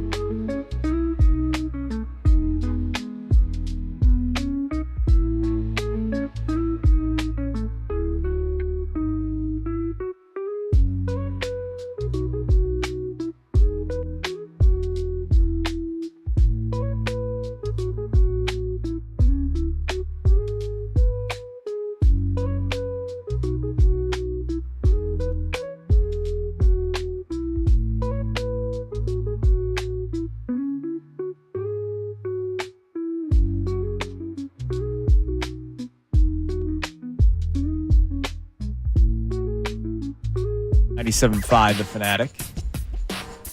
Thanks to our man Bill Colarulo for joining us in this past segment. It's great hearing Bill's voice. I miss Bill being in the hallway. Well, yeah, we used to see him every single day when he was preparing middays with Mike. And now we don't see him anymore. He's a good dude, man. So we got Sleeveless with Bill and Connor. When you get a show one day, it'll be shirtless. Shirtless. Thomas. Yes, it'll be shirtless. I keep my with shirt Connor on at Thomas. work. Now, All right. Now, yesterday, so the great producer that you are, you produced our post-show headlines as well, which people can check out on YouTube after every single show. They're all there. Just search Kincade Salciunas post-show headlines. We do one every single day. One of our topics, post-show headlines, was places where you might see somebody not wearing a shirt where they should wear a shirt. We both have seen neighbors walking around the neighborhood shirtless. That's a weird. I don't understand it. There's kids around. Like, put the shirt on. Like you give off really weird vibes. But you see, Connor's not good for this because I know his answer. But John and I had a debate. If you're at a beach bar, Oh, hell yeah. shirtless, right? 100%. John said no. Put the shirt on. No. If you're coming from it depends on where you're at. There used to be the carousel at the Springfield Inn, Okay. which is a different part of the Springfield Inn was the inside, and then there was the carousel, which was outside. But I mentioned mentioned the place in Clearwater, Tommy's Tiki Bar, which Well, I is gotta just see on it. the I have beach. to see it. You Is told there an me- inside or an outside? No, it's just all outside. You're sitting on the bar stools around the Tiki So hut. there's no inside. Correct. Okay, well then there's no inside, but then I would have answered differently. Well, like, how I'm thinking about- it's like the old. If you're talking about a bar that is totally on the beach, then that's fair game. Oh, if you're okay. talking about a bar that has a outside and an inside, that's a different But situation. if you're on the outside, you can No, go shirtless. no. Yeah, dude, like Secrets in Ocean City, Maryland. Part of that bar is inside. They have inside areas. Well, I'm Ocean City, shirtless over Maryland. there. Well, Ocean City, Maryland has a douchey factor that is totally different. Oh yeah, that's why my bachelor party was down there. I mean, it is seriously. Fun time. All right, so I had a lot of fun. All right, you have a question for some of the people that it's amazing. We have not been speaking so positively about the Phillies to the point where it's like nauseating. Right. But we have not been like, season's over, No, trade this absolutely guy, not. No, sell no, the no, team, no. fire No, no, no, Rob, no. blah, blah. But yesterday, after taking 2 of 3, we kind of both revisited something we said on Friday, that if the Phillies get swept or if the Phillies do the sweeping, the division race isn't over. No. They're not a World Series contender yet because they need to make moves. And yet we got a couple of people that were upset calling us like negative or whatever. No, I had was it Tom and Aston? I think yesterday, Connor. It was like, oh my gosh, John's being negative. Yeah, because I think they're like a team that's going to win 90-some games and 96 in the is playoffs. the on pace for. Just because I do not believe, I won't pencil them in to the NLCS. I won't. I think that's fair based off of what As we've currently seen. constituted, I won't. Yeah. It's so I put a challenge to anybody who thinks that that's a negative opinion. Okay. Can you draw clear parallels? Because if you're telling me that you can, I can clearly put the Phillies in the NLCS without arguing, and I can argue it against anybody. I want you to draw the parallels between the Phillies and the Eagles. Okay. Now, obviously, I'm not saying is that you have to draw parallels between the world champion Eagles, who we just witnessed. So everything should be fresh in your mind. What are the attributes they share? What are the commonalities they share? And look, I'm willing to be swayed. I'll give you I'm one. willing to be swayed. I'll give you one. Okay. And I'm glad that you sent me the text yesterday. Right. Because I and- have questions for you that I'm going to counter in this discussion. And it's amazing. When you sent me this text, my mind was in a bit of a haze. But it's not the haze you think. Mm-hmm. It's the haze coming off of the yard work and being in the Exactly. 100 You're degree seeing heat double, yeah. for a couple of hours. Mm-hmm. How many guys are on an offensive line? You've got That would be 5. How many guys are in this Phillies rotation? 7. Well, no, it's fine. normally it's 5. We always say that some of the best teams in the NFL, it starts up front, right? I always say that. Eagles, whether you want to go offensive line or defensive line. I think Trenches. line of scrimmage, trenches is huge. What is something that every baseball person says that you can win with? As long as you have a good rotation. And the Phillies regardless of how frustrating the bats have been, regardless of Wheeler having some down outings and Luzardo having some They down have an outings. outstanding. And so there's rotation. a parallel that I can give you. If we're starting up front in football and in baseball, we start on the mound, the Phillies have a great rotation. Okay, that is a great that, one. John. Connor, do you have one? I don't. Because I'm going to say to you, this one is. So was that a good one for you? No, I think Yeah, that's that's a very good one. I think that's a great. No, I don't think that's a good one. I think that's a great one because it's a great parallel between the two teams. The stability of a great offensive line, the stability of a great pitching Ooh, rotation. how about this one? Okay, give me. They've been there before. That helps. I think This that's. core of players. I think that's another one that I'll put in the check column and say I'll give you that one too. Well, that's two. I think that's a really good. No, but that's tangible, factual, and believable. I think that helps you when you go to a big game. I really do believe that the Commodes peed their pants a bit in the championship game. All the turnovers. I mean, there was that story from Mike Florio. Storio from Florio. Storio. Even though people are trying to say that's not true, but Florio, remember he spoke with somebody within the organization that was like, yeah, We're gonna get our clocks cleaned. we're gonna get our asses beat this game. I'm going to ask you this: if you're drawing parallels, if you want me to believe the Phillies are like the Eagles, what was the Eagles' weakness? Because the Phillies have a distinct weakness or two. Yeah, the Eagles. What was didn't the really Eagles' have many. weakness? Did the Eagles have a glaring weakness? The Phillies have multiple glaring weaknesses. So I think they had weaknesses that they adapted to, which the Phillies have not been glaring able to. weaknesses.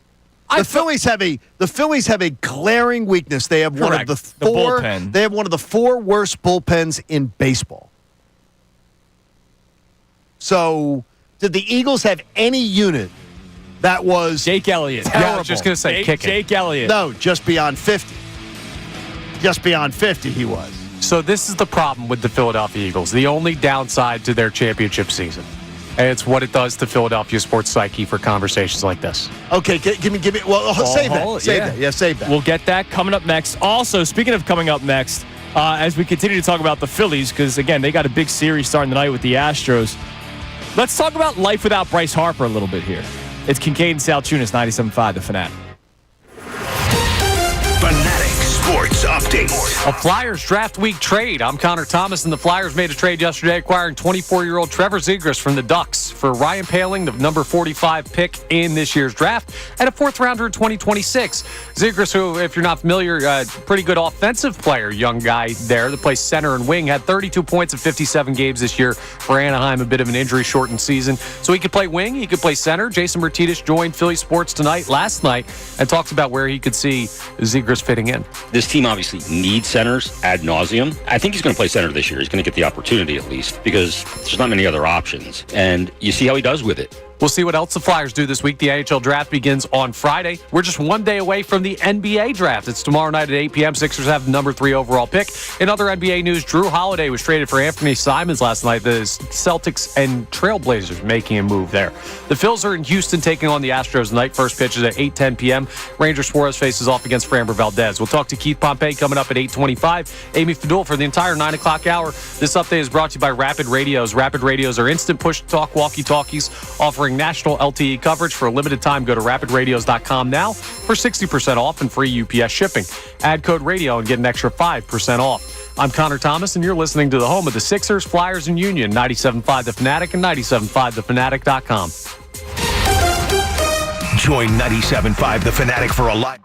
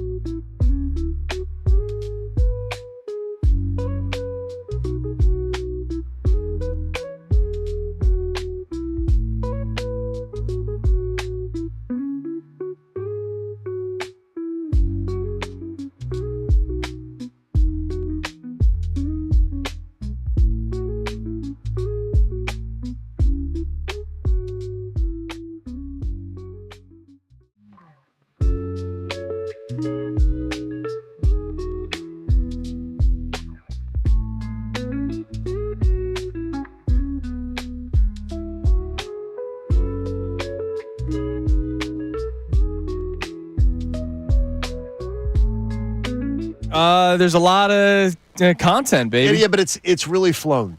It's really flown. Yeah, which is great. hell yeah, man. When you work with good friends and good people, It is nice. it makes things go a lot quicker. So why is this show moving? I don't understand. Wow. Is that you people? Wow. Speaking of good friends and good people, check out the Flyers draft party this Friday, June 27th from 6 to 10 p.m. at the Hard Rock Hotel and Casino Atlantic City. Join the Fanatic and the live broadcast with Flyers leadership. Tickets are $6 per person to commemorate the Flyers selecting 6th overall, with proceeds benefiting Flyers charities. A complimentary food voucher is included, along with access to raffles and giveaways. Special appearances from Flyers Governor Dan Hilferty, head coach Rick Tocchet, Mark Recchi, Todd Fedoruk, and maybe most importantly, John Kincade. I don't think so, but I'm glad to be hanging out with all of them, and it's going to be a fun night, and I'm really looking forward to it. I love the Hard Rock. And a Friday down the shore, like that's awesome. I'm not looking forward to the drive down, but I'm looking forward to it. So it's going to be a great So time. what's your plan for that? Well, we'll do post-show headlines. I'll drive home. I'll pick up, head back to Landview, and then head right down. Okay. And we get done so early. You might be all right. It'll be all right. No, it'll be all right. You'll be all right. It'll be all right. It's I'm just usually gonna be a okay pain. when I drive down. Just going to be a You'll pain. Fine. You can go to the events page at 975thefanatic.com for more information and how you can purchase tickets. All right, Connor, expand on your point a little bit about how the Eagles have messed up the psyche of Philadelphia sports fans with the other Yeah, I want to hear teams. about this. Yeah, so we saw that season, and it's this beautiful championship Super Bowl winning season, right? And one of my thoughts in the aftermath of that was this is going to be the team that other teams in the city are compared to for the immediate future, right? Not forever. It will fade like everything else. It's so fresh, you mean? Yes. You can't expect other teams to have that season. They were just so damn good. Like, not all championship teams are the 2024-25 Eagles. Dude, I'll say this. Because you know how I talk. I always say that they're separate entities, and I can love the Eagles the day they win the Super Bowl and hate the Sixers the next day. I don't even expect the 2025 Eagles to be like last year. Exactly. It's just They were so good. Like, nobody should have that as the bar. it's almost an unfair. So when we do the comparing the Eagles season last year to the Phillies season this year, let's go back 2 years, because last year the Dodgers were a monster team. But what do the Texas Rangers of 2023 have in common with the Philadelphia Eagles of last year? It's just Nothing. Right, and that's the thing. They won the World Series. It's not a baseball is different than football conversation, even though I do think that's part of it. It's just the Eagles set the bar so damn high. I will still contend, for me, that's the best football team I've ever seen, not just here in this city. And to be like, well, I don't know if the Phillies have that common DNA is not a restrictor to a championship run. What I will say, and John's made this point before, and I think you can compare different sports teams within your own city. Like the Eagles' willingness to realize this isn't working, we're going to move on. The Phillies don't have that. The Sixers don't have that. The Sixers don't have that. The Phillies do not have that. Yeah, yeah. Phillies have kept rolling it back. Now, again, if we're talking about talent and how you're building, like, I do believe identity is an important thing. Like, the Eagles' identity is trenches, and it has been for 20-plus years, right? So if a team has an identity, like, that's why when we talk about teams like the Arizona Diamondbacks, you mentioned the Rangers, the team they beat was the team that beat the Phillies in the NLCS. They have built a team, even though they're not playing as well this year, that fits their ballpark. They're not going to go out there and get the guys that bash home runs because that ballpark is hard to hit home runs in. So they have a lot more contact guys and guys that can get on base and guys that can steal bases. The Eagles have an identity with what they want to do, an organizational philosophy that's been going on for 20-plus years. Yeah. I'm not saying it's an unfair conversation to have. I'd just caution people for saying, like, hey, Phillies have to be like the Eagles because Because that's a high bar. You're saying that it's an uncomfortable bar. Like almost an unreachable bar. The one thing I say is that this is that I would say give me the last champion in any sport that you could tell me had glaring flaws. I mean, glaring. The Phillies right now on June 24th have glaring flaws. If you go back to the 21, it was Nationals. Is that when they won it? Or 19 Nationals? The 19 Nationals. That team was terrible halfway through the season. Halfway through the year, they were. Worst record in baseball, yeah. No, they weren't the worst record in baseball, were they? No, they weren't the worst record in baseball. They were down there, though. They were not doing well in June. Yeah. And then turned it around. Yeah, I mean, you could make an argument, and they didn't win the finals, but I'm going to use the Halliburton injury to my argument here.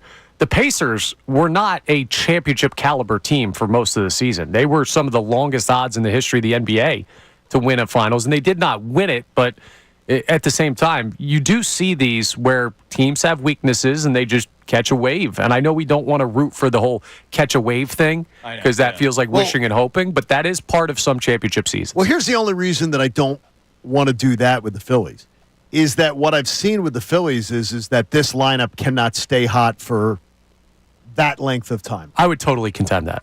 I don't think they can.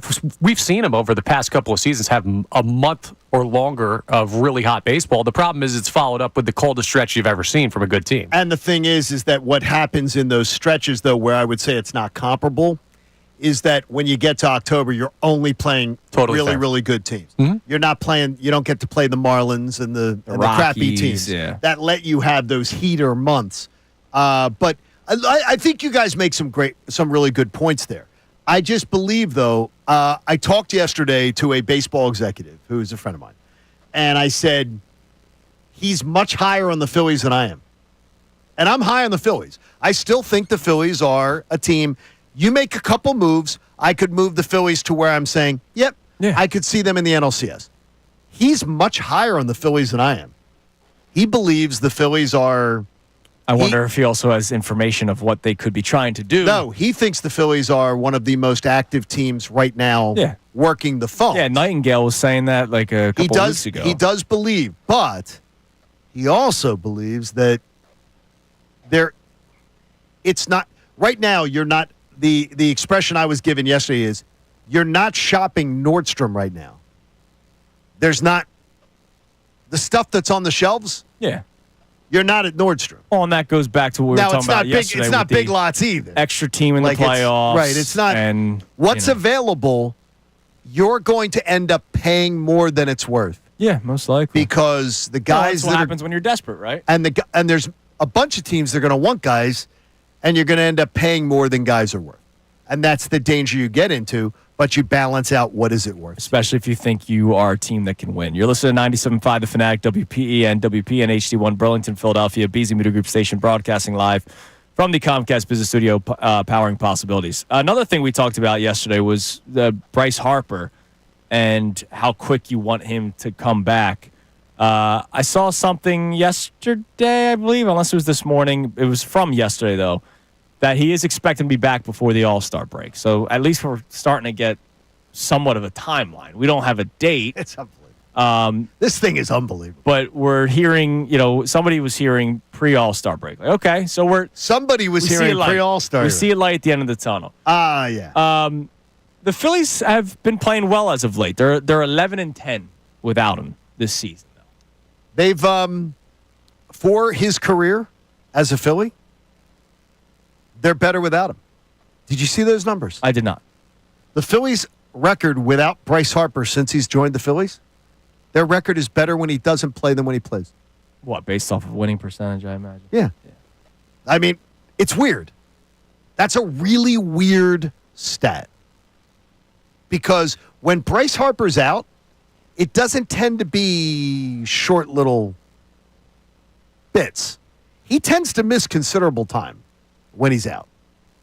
And the Phillies' record since he's joined the Phillies in 2019 is better when he's out than when he's in, winning percentage, which is strange. Yeah, it's strange. For a great player, I bet you if Ohtani ever missed that much time, if Aaron Judge ever missed that much time, because Harper's missed a lot of time. And the Phillies' record is better when he's not with them. Now, in no way am I saying, are the Phillies better without him? No, he's not. But I do find it's really strange. In fact, they took off in 2022 when Harper got hurt. They managed Well, they first took off when he was still the 10-game winning streak. He was a part of that. Yeah, he was a part of it. That was after Girardi got fired. Yeah, the only explanation I could have to that, and this is just a guess, there's nothing tangible to this. Could it be a schedule thing? Well, no. Baseball is just such a keep homeostasis. Just keep everything level. Try and survive the 162-game marathon, and that would be something that causes you to ratchet it up. right? Like the idea of the baseball season is let's maintain. And when something like that happens, it kind of lights a fire that you don't have often over the course of that long of a season. So maybe it pushes other guys to be like, hey, this is a stretch where we really need to get after it. But that's just a guess. I'm also Because the stretches are long. I'm curious. without and I'll do this during the break. I'll look up like the first couple games without him because this year, when he first went down, they had the doubleheader with the Braves. So they went 1-1, and then they lost. They went 1-1. They lost 7 straight games without him, and then now we've seen them They bounce back. win what 8 of their last 10 they've won. Maybe it's settling into a groove. Because look, when they first were without Bryce Harper, they got swept by the Brewers and the Pirates. They were struggling. Like it was bad. They clearly missed his bat in the lineup. And then you bring up Otto Kemp, who's not killing you, right? Like he's a better option than Weston Wilson. And so maybe just that little bit. And you have even said it. This payroll is too high, and the players are too good to be bad without. Yeah, this Bryce shouldn't Harper. be bad. I mean, this team shouldn't be. We shouldn't be whining about it and going, man, we can't do this. But overall, I just find it a really odd stat that because if you took away the greatest player for the amount of games that he's missed as a Philly from any other organization over that many seasons, I'm not betting that their record's better. So which seasons do I'll do some research during the break. You want 22, 23 in this year? I think it's 22, 23. Because 2020 was the shortened COVID season. Yeah, you don't do that 19 was the great MVP season was 21. So yeah. 22, 24, or sorry, 22, 23 in this year. I will look up the number is like the first week without him. Right. Well, you got to look at the whole thing. I mean, he just is. No, I know. I'm just saying. I wonder if they usually come back to earth in a positive way because they are still a good baseball team even without. But they end up then doing better. They play better winning percentage than when he's in, which is odd. I'll check it out during the break. By the way, happy birthday to our man John Brazier from the Phillies. Oh, Johnny birthday, Brazier, Johnny. turning like 30 years old. No, that's how long he's been with the Phillies. Yes, that's about how long he's been. Happy birthday, Well, that's John when life Brazier. begins. Longer. Really. So good. That's Congratulations. We love you, John. All right, coming up next, we have today's headlines with Connor Thomas. And at 8:25, Keith Pompei will join us to talk Sixers after another day of Ace Bailey not wanting to come to the Sixers conversation happened. And a lot more with this wide-open Eastern Conference. It's Kincade Salciunas, 97.5 The Fanatic. We want to hear from you. So text us at 610-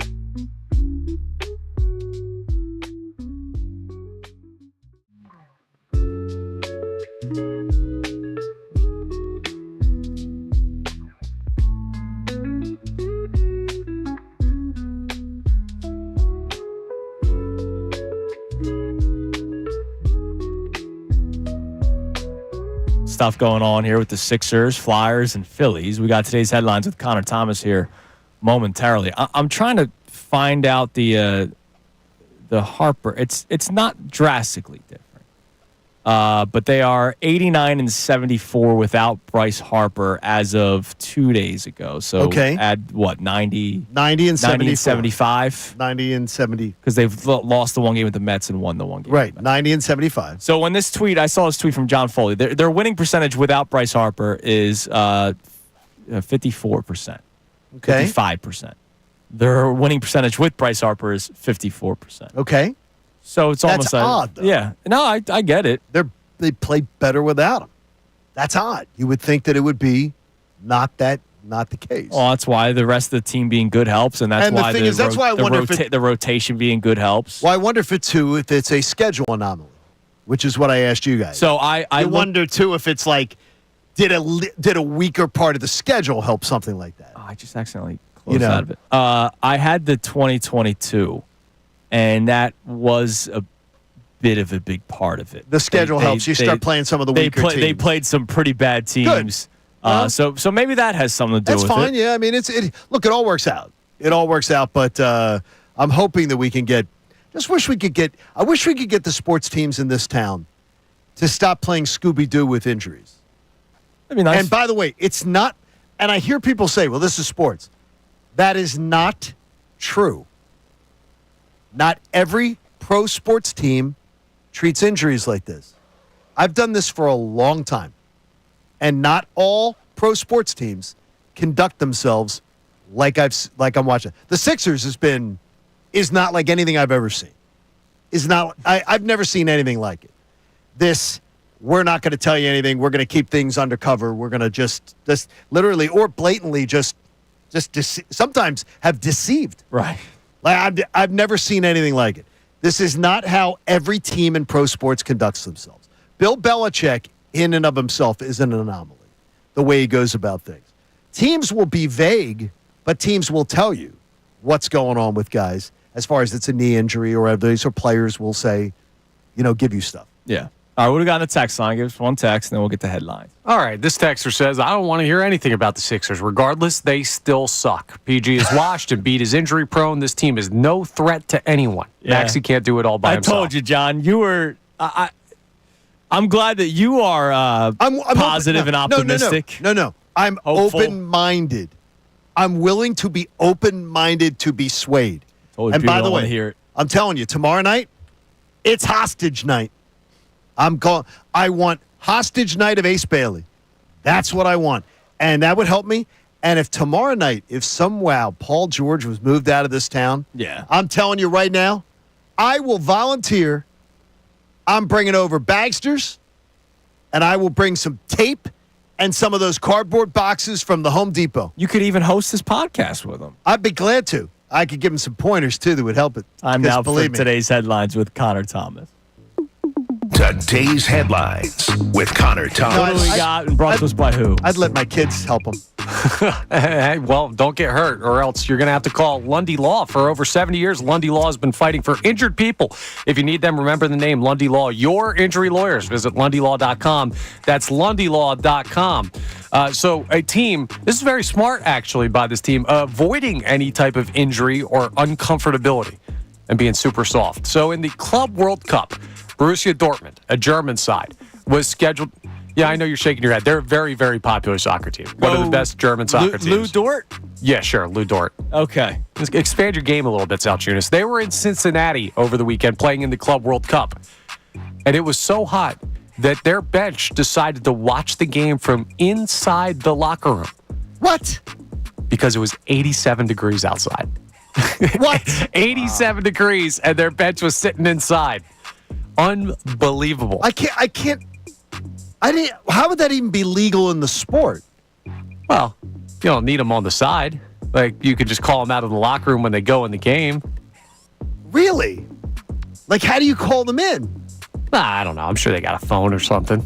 I didn't think you're allowed. I didn't think you're allowed to have devices on a sideline. I don't know the soccer rules. Yeah, it's I don't know. I didn't know that. You follow the ball. I'm telling you, the soccer does a really poor job of dissuading people from the let's just say softer stereotype.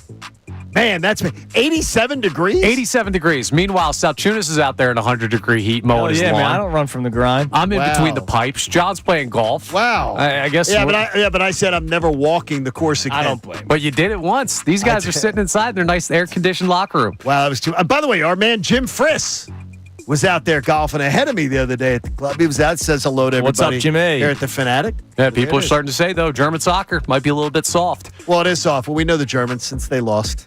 Maybe it's just the bad culture. I don't know Could be. with the team, but we have some other comments. This is Eagles related on bad culture or good culture. So Kendall Lamb talked about the differences between the Dolphins and the Eagles. This Wow. is via ESPN. Wow. Is this later on in the show Wow. sheet? 8:40 a.m. Damn it.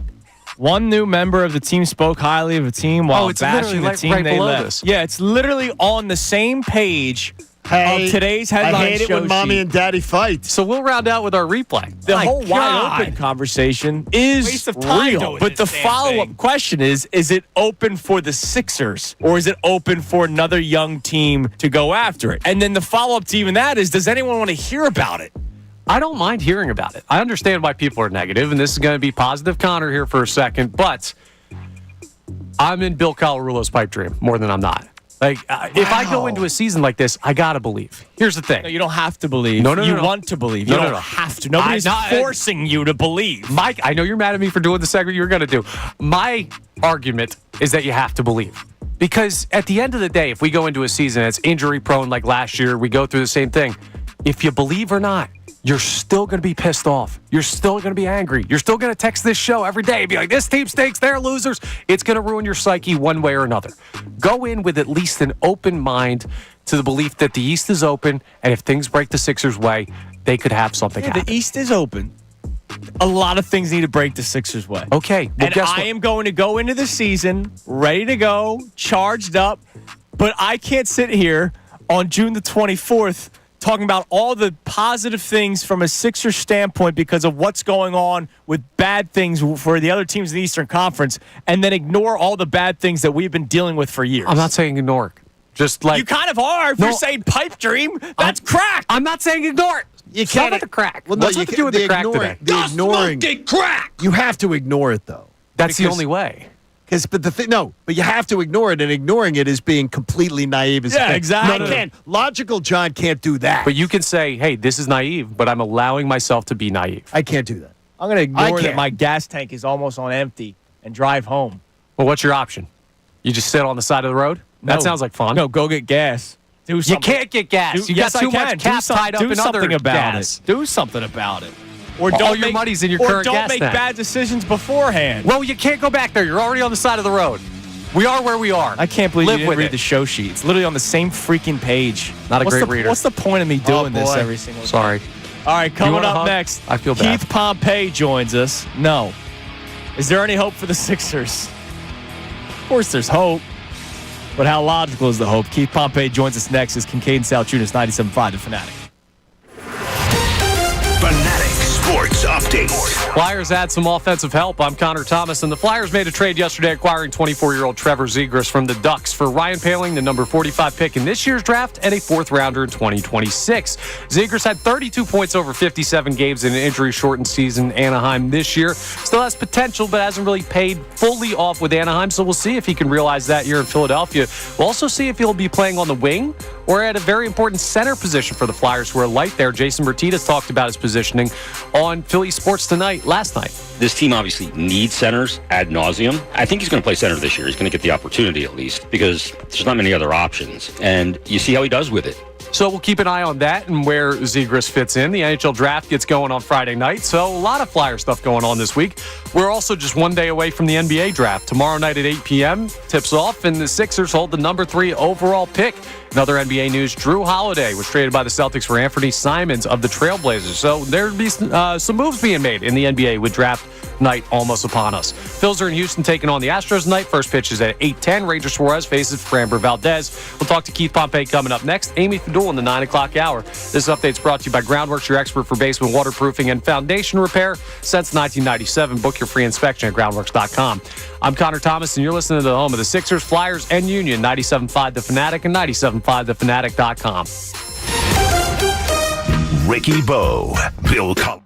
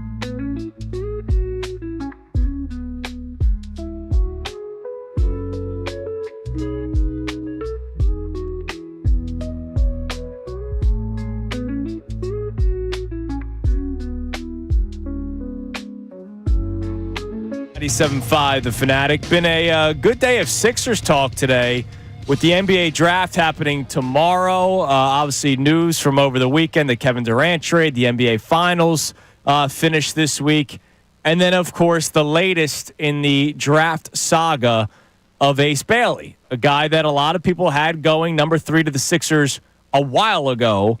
And that, of course, has since changed as time has gone on. More information has come out, and maybe certain interests have been displayed by Ace Bailey in his camp. So you are not brothers in arms with me? I don't know if you and Connor are with me on this. Is that holding him hostage? Oh, no, I'm fine with it. I want to hold him hostage. Now, Because- it's funny is people on my timeline, though, don't want it. And you know why they don't want it? It's Why? this, and I'm not saying they're stupid. The reasoning is stupid to me. What's the reasoning? I don't want to see Ace Bailey in a Sixers hat, and then he goes on to have a great career somewhere else, and then there's a picture of him in a Sixers hat.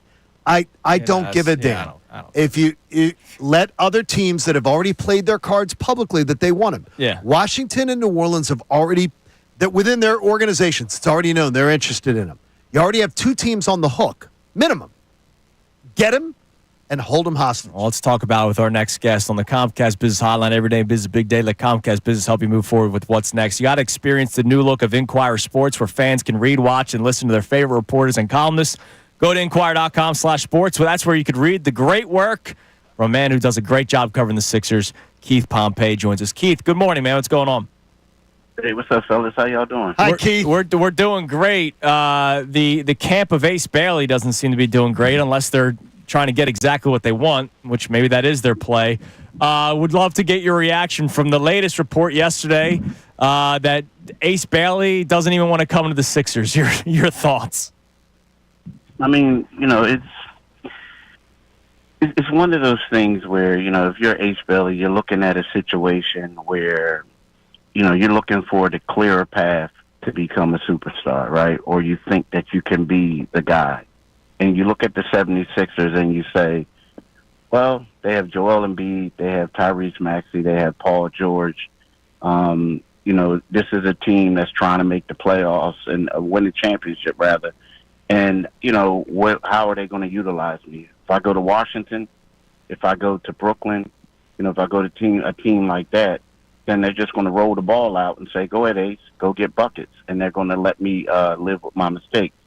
So, to me, it is one of those things that, some people will get upset about. But at the same time, I guess he's looking at it like, I don't want to be a Tobias Harris. I don't want to be another guy who, just stands in the corner. Or he's somebody that's afraid to play in certain situations, and that's why he went to Rutgers instead of going to any of the other schools that recruited him. You don't know. You don't know that. The thing about it is, the thing that he went to Rutgers is because, my thing is, we can all assume, and I'm not here to take up for the guy, but I think that, the guy who's his agent had a friend who is an assistant coach there, and he went there, and it might be a bad decision, and when you look back at it, but at the same time, who's to say? It's easy to make fun of him, but Kristaps Porzingis refused to work out for the Sixers. Jalil Okafor refused to work out for the Sixers. The Sixers ended up drafting Okafor. So it's just one of those things. I think the problem with this whole thing is that it's made public. Right? It's not the first time that a guy did not want to come to a team for a workout. And typically the reason why a guy does not want to come to a team for a workout is because a team lower, who is a better fit for him, done promised him. Now, I don't know if it's this case, but they done promised him that, hey, we're going to draft you. So, you know what I mean? So, again, I'm not here to take up for the guy. I think that he's getting some bad guidance. Yes. But at the same time, it's made public when things tend to stay in-house, if that makes sense. Well, Keith, that's exactly why I'm calling for a hostage situation tomorrow night. I think the 76ers have already seen 2 organizations in New Orleans and Washington where even leaks out of their organization, their media core, where and his camp, in Ace Bailey's camp, talk about those 2 organizations. I'm holding him hostage. I'm drafting him, and then I'm guaranteeing myself somebody is going to do that. Yeah, now here's the thing. This is a little tricky with that. Now, if you draft them, you got to be 100% sure that those people are going to, at that particular time, give you what you want to get them. Because the thing is, let's just say if you do that, and we're talking about what Washington is number 6, right? Right. So or New Orleans. You may not, or New Orleans. New Orleans number 7. You may not get the player that you want if you wait that long.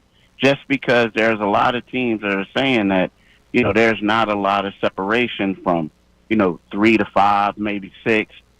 So at that scenario, then you're going to have trade down, and it may not be the impact player that you really consider that you want. But, now again, but is Ace the best player on the Sixers board at 3?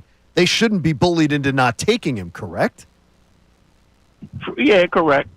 And we got to understand something too. You remember Steph Curry did not want to go to the Golden State Warriors. Now again, I'm not comparing this guy to Steph Curry. Right. So I don't want just the anybody situation. Sure. Oh, yeah, the situation. So it's to a point that, again, y'all, this isn't really uncommon. It is. I mean, it's not what you prefer or you would like to see, but it's not the first time that it has happened. And again, we all know he's going to deny it. I didn't say that. I just was looking out for the best thing for me. So that, I don't know. You can hold him hostage if you want, but you got to be careful. If you got this guy sitting there and the player that you can't draft or you want to draft, you can't get him, then what are you going to do? So curious. What are you going to do? You're curious. Your read on the situation. We're a day away from the NBA draft with all this talk about Ace Bailey not wanting to play here. Who knows what's smoke, what's real? What do you think the Sixers end up doing tomorrow night? Man, I don't know. This one is wide open. This one really is. I mean, ideally, if you can, you can see what other teams are looking for and what they do. And I don't even think the Sixers are 100% committed to doing something right now because there's so many options. Like right. We talk about trading down. VJ Edgecombe is the guy that everybody's talking about. But then with VJ Edgecombe and with the salary cap restrictions, yes, some people say you got to take what you believe is the best player available. But at the same time, that typically happens when teams already have their roster, together, or they're a rebuilding team. The Sixers are trying to win, so is it going to benefit you for having 6 guards on the roster and no power forwards? So to me, it's really this is a tough spot for the Sixers right now. Right now, when you look at the East and how open people are saying it is, with all the injury situation, if the commissioner sat you down and said, Keith, let's have a beer. What could I do to maybe get the players to be healthier come playoff time? What could I do to maybe cut down on injuries across my sport? Is there anything you'd suggest to him that you think was viable? It's weird because nowadays everybody's talking about load management or whatever, and guys are training, supposed to be, doing better things or eating, their nutrition, everything is up. But it just seems like injuries are up, right? Sure. It's weird. I mean, that's a great question. I mean, it's just, I think maybe what could happen is, in the off season, guys are working out hard, working on their games. In the past, they didn't. They would take time off. I mean, don't get me wrong. They would come back and do certain things, but they would take at least a month or 2 off, and then they would, rev back up. I think that is a lot of times when you're going year-round like this, it leads to injury because you're not giving your body a rest. Now, again, you do think that what you're doing is oh, well, I'm having the proper nutrition. I'm getting 9 hours a night of rest. I'm doing this. I'm doing that. But it just seems like all these injuries are wearing down. And I feel bad for Halliburton because he messed his calf up. He's trying to help his team out and win a championship, and then next thing you know, he's done for the year. So it's a tough one. But I do feel guys are going hard 12 months out of the year. and it's tough. No matter how much rest you get, you at night, and then no matter what your nutrition is like. All right, Keith, real quick, rapid fire, 4 names. Are they on the Sixers to start the season? Gershon Yabusele, yes or no?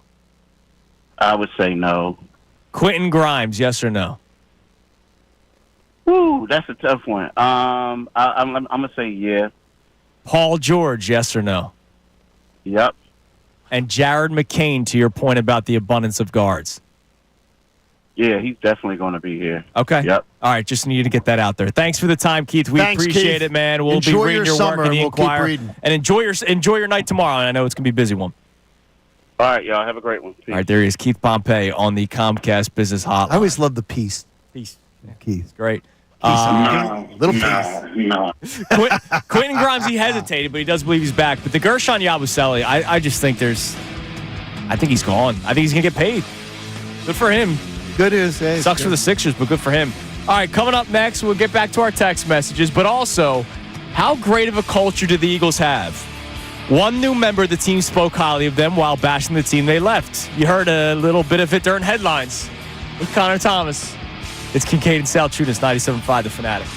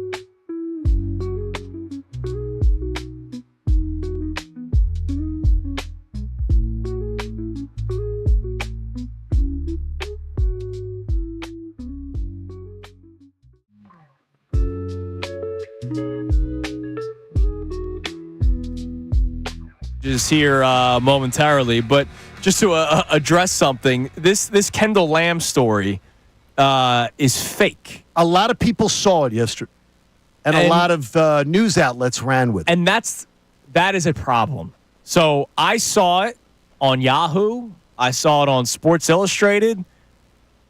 Companies they're companies. These are legitimate. They are news agencies, and they ran with a fake story. I didn't believe the story. I didn't at first either, but when I start reading it on Yahoo. But the thing is I don't respect some of those organizations, but I did not believe the story. The reason I didn't believe it, when I read the story, and I saw that the Eagles take 15 minutes after every practice, players sit around and discuss personal issues and things like that. That is a total load of crap. That doesn't happen. That is absolute falsehood. So the minute I read that, I'm like, that doesn't happen. Now, That's then again, not true. I will that say, does not happen. I could see that being the Eagles, though. No. Lane Johnson and his openness. No, that doesn't happen in sports. See, this is why I didn't do it in headlines, because I knew it was fake. It doesn't happen in sports that 15, that does not happen. Now, have teams call team meetings or guys do stuff on the side? Right. And sure. But that doesn't happen. So I was like, I read that and I'm going, I've watched enough teams. I've been around enough teams. This is weird. They come off at practice. They don't go, okay, guys, let's sit in. What's bothering you today, guys? Let's talk about it. No, they don't do that. They go into their lockers and that's not right. That's not the way. I'm just amazed that national publications. I'm not. You know why? That's because horrible. remember Sports Illustrated? Great Sports Illustrated? Yeah, they got caught with using the AI. Yeah. They're using AI to write articles. Yeah. The great Sports Illustrated. So it is a danger. It's just scary that one of the reporters that wrote a story, not only did they post a story, they then added their thoughts to it, as somebody that's in the Eagles media. Okay, that's bad. You hear their name mentioned during, they go when the Zoom press conferences are going on. Okay, that's really. And they go to this. That's one of the Eagles media members. Okay, that's horrendous.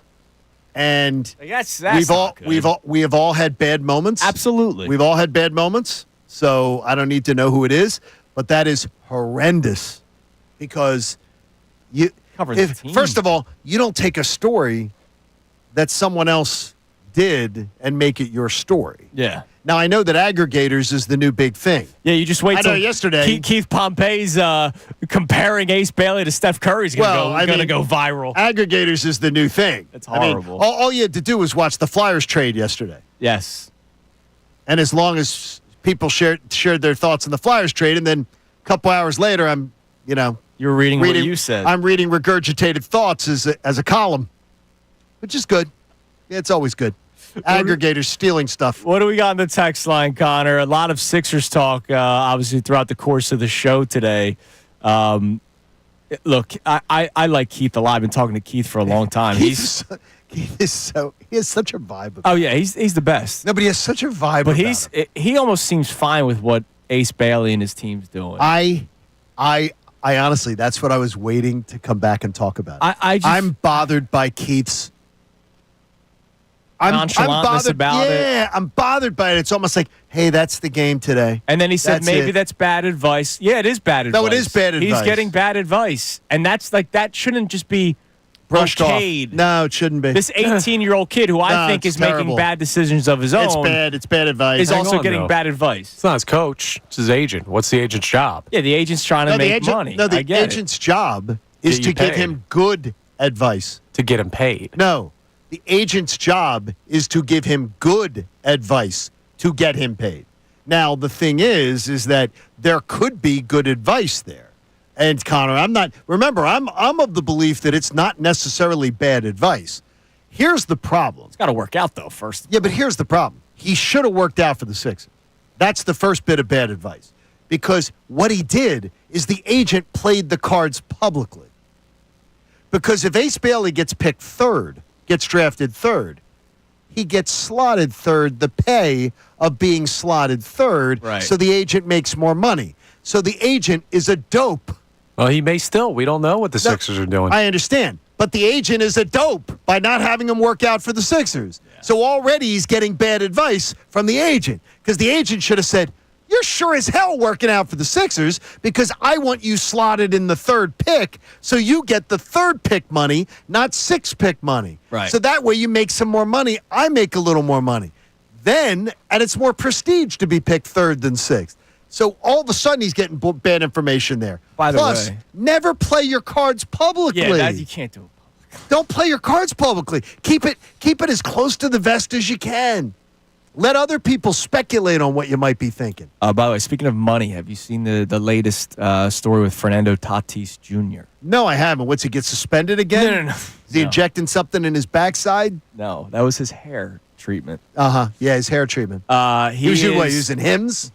He filed a lawsuit for to fight against Big League Advantage.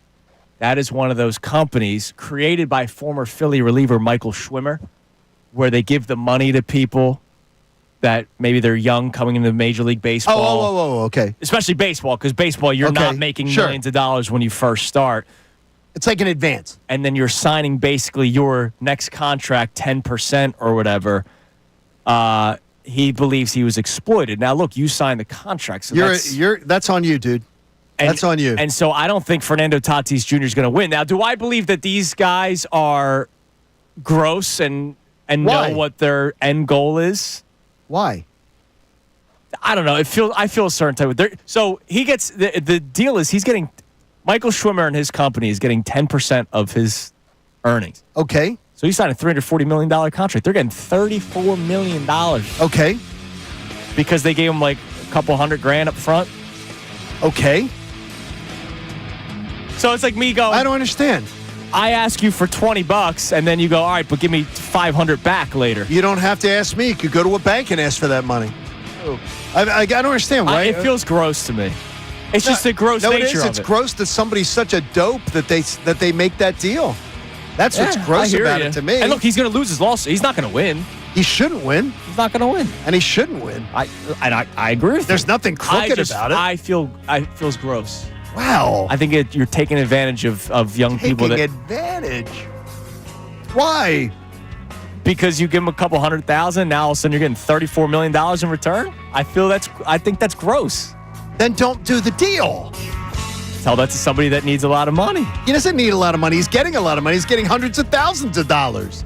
What do you mean he needs the money? Good thing we can ask Amy Fadul, who looks to be on my side on this conversation. You kidding me? My gosh. She's joining us for the rest of the show. Coming your way next here on 97.5 The Fanatic. Fanatic Sports Update. An intriguing move for the Flyers. I'm Connor Thomas, and the Flyers made a nice trade yesterday, acquiring 24-year-old Trevor Zegras from the Ducks for Ryan Poehling, the number 45 pick in this year's draft, and a 4th rounder in 2026. Zegras had 32 points in 57 games for Anaheim last year, an injury-shortened season for him, but he could play either on the wing or at center for the Flyers. Jason Bertitas joined Philly Sports Tonight with Kevin Cooney last night and talked about where Zegras could fit in with the team. This team obviously needs centers ad nauseum. I think he's going to play center this year. He's going to get the opportunity at least because there's not many other options. And you see how he does with it. Flyers moves are not done for the week. The NHL draft gets going on Friday night. We're also just one day away from the NBA draft. It's tomorrow night at 8 p.m. We still have no idea what the Sixers are doing with the number 3 overall pick, but we know that they have it, so a lot to keep an eye on there. Drew Holiday, well, that's the guy to keep an eye on as he moves from the Celtics to the Trailblazers for Anthony Simons yesterday and some other NBA news. The Phils are in Houston taking on the Astros tonight. First pitch is at 8:10 p.m. Ranger Suarez faces off against Framber Valdez in the pitching matchup. We got Amy Fadul joining us coming up next. This update is brought to you by Mercedes-Benz. The Mercedes-Benz Dream Days are back with offers on vehicles like the 2025 E-Class, CLE Coupe, C-Class, and EQE sedan. Hurry in now through July 31st. Learn more at mbusa.com/dream. I'm Connor Thomas, and you're listening to the home of the Sixers, Flyers, and Union, 97.5 The Fanatic and 97.5thefanatic.com. Ricky Bo, Bill Colarulo, Aaron Nola.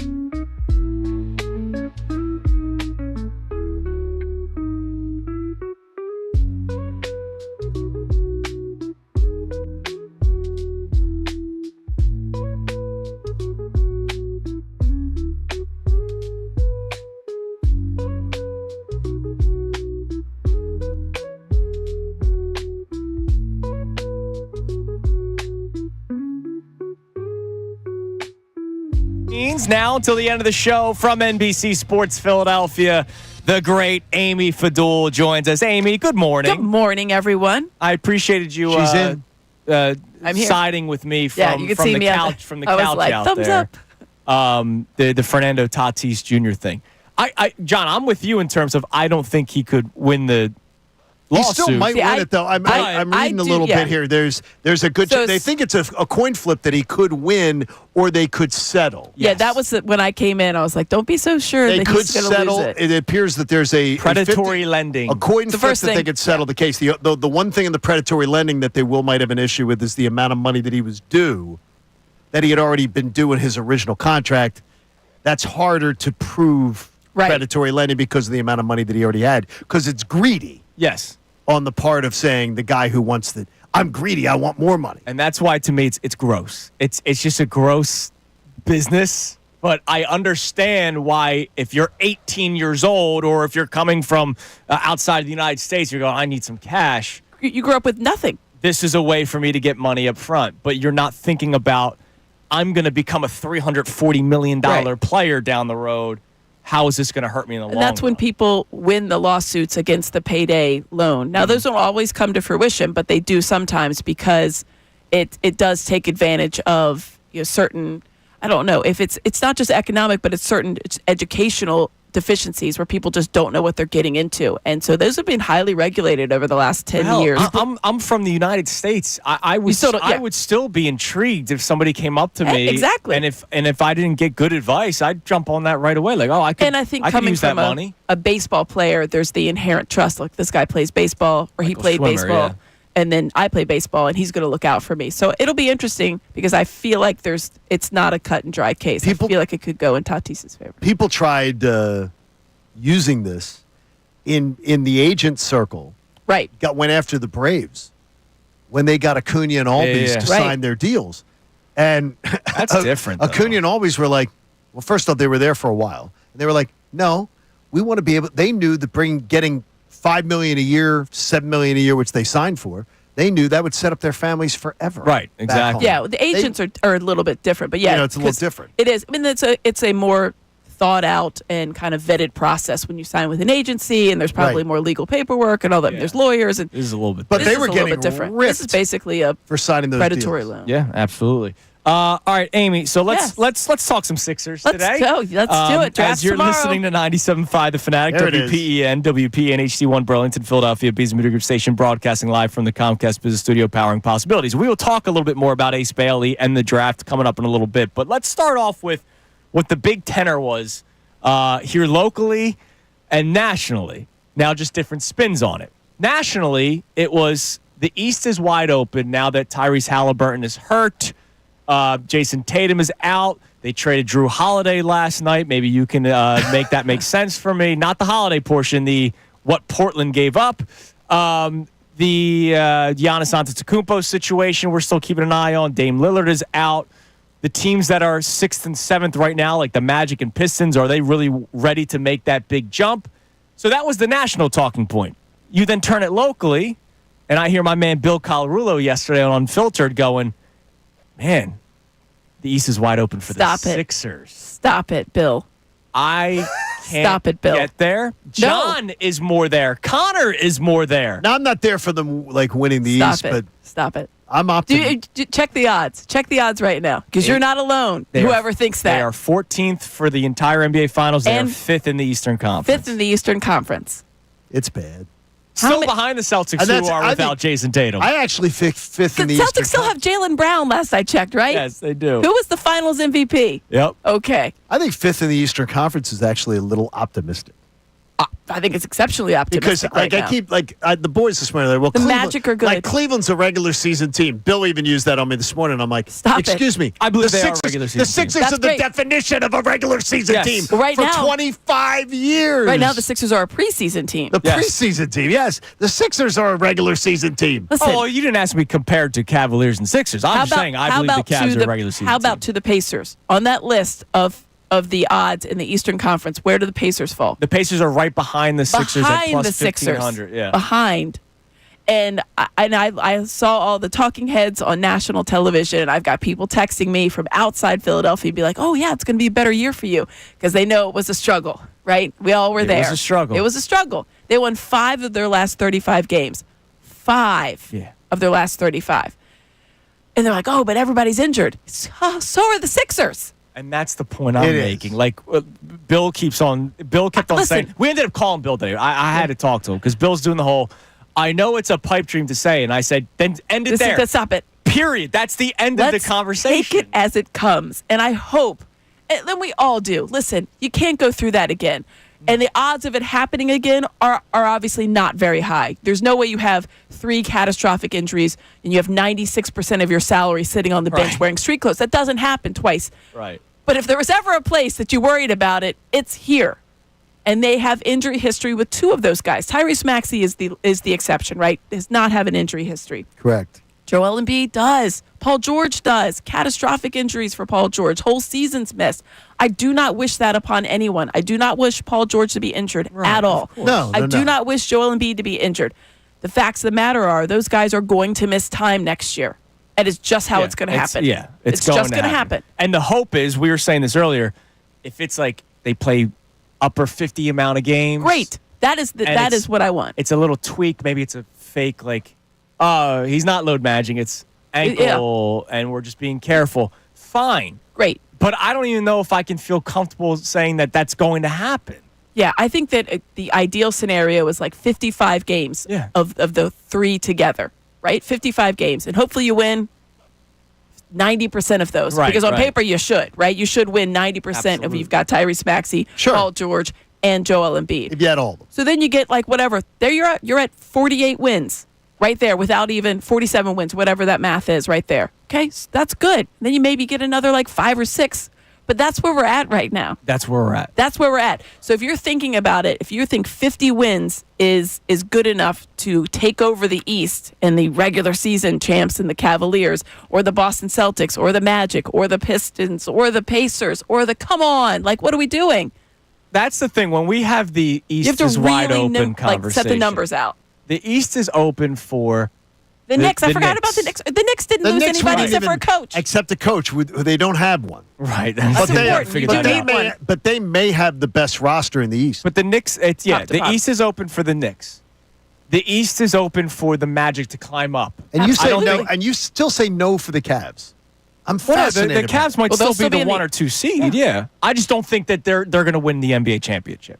The East win the East? They could win the East. They could win the East, yeah. Especially if the Boston Celtics are not a part of the equation, or the Indiana Pacers. The East might be open for a Pistons team if they acquire somebody this offseason. Maybe the Bucks. If Giannis returns and stays healthy, the East could be open for the Bucks. I need to see a lot of things happen for the Sixers before I start saying 7 teams. Right, exactly. 7. And it's not to say that the Sixers can't. Of course they can. If everything comes to fruition and Joel Embiid remains healthy, we all know that he's one of the best players in the entire NBA when he's healthy and playing. Actually, you know what? Scratch that. Even when he's not healthy, he's still one of the best players. Because after he dropped 70, he said he was, my knee was hurting at that point. It was only 75%. Good Lord. Like, really? That's amazing. But these are all pipe dreams. And this is where we're at right now. You just want them to pick a player at 3 that's going to help them immediately, fill the void, have someone that puts the ball in the bucket. I'm not even I don't even care anymore. I just want someone that scores at will. I want a scorer and a shooter. And you guys know who that I think that is. I've not been shy about who I like for them. Do you think that's going to happen? No, I don't. I don't think so either. I want them to take Trey Johnson and stop thinking about it. There's just too much smoke with the VJ Edgecombe thing. Which, you know what? If he is the selection, I think he's a great player. He shoots the 3 at a better clip than people might realize. He's defensively a very good player, super athletic, and I think he can score. I think he can turn into a good shooter. I think he can score, and I would be absolutely fine if it's VJ Edgecombe. Do you like? But give me Trey Johnson. Do you like or not like my idea of holding a player hostage? And I would like to see them take Ace Bailey at 3 and hold him hostage and make a deal. Who's going to want him? I believe that there are multiple teams that want him. I think the Wizards want him at 6. Could you get your man at 6? Would you be willing to take that risk or not? I don't know. I don't know. I hear what you're saying, and I think it is a good idea if you aren't as in a situation where the Sixers are desperate for a guy that can contribute right away. Because if it backfires on you and you're stuck with Ace Bailey, who doesn't want to play for you, right, and quits or holds out, then it's like, well, he can't really hold. I mean, you know what I mean. On But his like first contract, but the idea, I understand. But what you're like saying. physically, like yes, because that was my problem with him when you watch some of the Rutgers games where they were out of it. He would still be in the game, and he just didn't continue playing. I love the idea, though. Now, it would take some tact to be able to go, I think we know what the teams behind us are doing on the board. Yeah, and I think that Daryl Morey does have that in his bag as far as the back channeling. He's been around the league a long time. I don't think it's any secret that the Wizards probably, if Ace Bailey is there, that's their guy. And I think that they feel like here's a guy that we can build around. He can star here because we're the Wizards and there's nothing else going on here, and that's great. I don't know that Ace Bailey wants to go there, but someone has to go to the Wizards. That's just the way it is. Someone is required to go. Somebody has to go to the Jazz too, yes, and Ace Bailey has made it clear he doesn't want to go over there either. Which to me is insane for an 18-year-old to have all this say. For a guy that's not Cooper Flagg. I know. I was talking about that yesterday. I don't know where it took a turn, but it's taken a turn. That the draftees are in charge of the draft, and that's not just the NBA. has lost control but the NBA, of their product. it's a bigger example. But it's really, we see it in baseball, you see it occasionally in football, where we know all about the J.D. Drew saga right. So those here. it happens, but in basketball, it seems to be much more egregious as far as the draftees being in charge of the draft. I don't want to go there. I don't care. Yeah, you got drafted. Yeah, that's how it works. All right, so come up next, we'll talk more about the Ace Bailey saga that continues. We'll replay the audio from Jonathan Givony yesterday as he was reporting that Ace Bailey does not want to come to the Sixers. So we'll discuss that more coming up next. We'll check out our text line. It's unbelievable. We're one day away from the NBA draft, and we have no idea what the hell the Sixers are going to do, which honestly, for me, is still kind of exciting. It's Kincade and Salciunas, 97.5 The Fanatic. Ricky Bo, Bill Colarulo. Look, you got the professional athlete.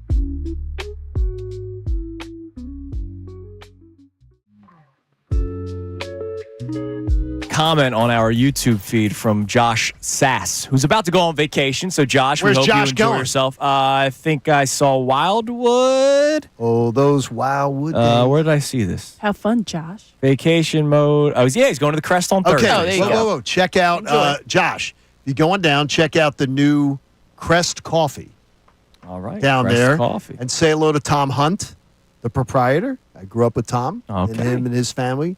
New spot down there called Crest Coffee. Crest Coffee. Crest. Check Check that it out, out down Josh. there. Crest Enjoy Coffee. yourself. But Josh mentioned, he said something about Ace Bailey, and I do believe that some of this is accurate. Not all of it, but I believe that some of this is accurate because I see it here all the time.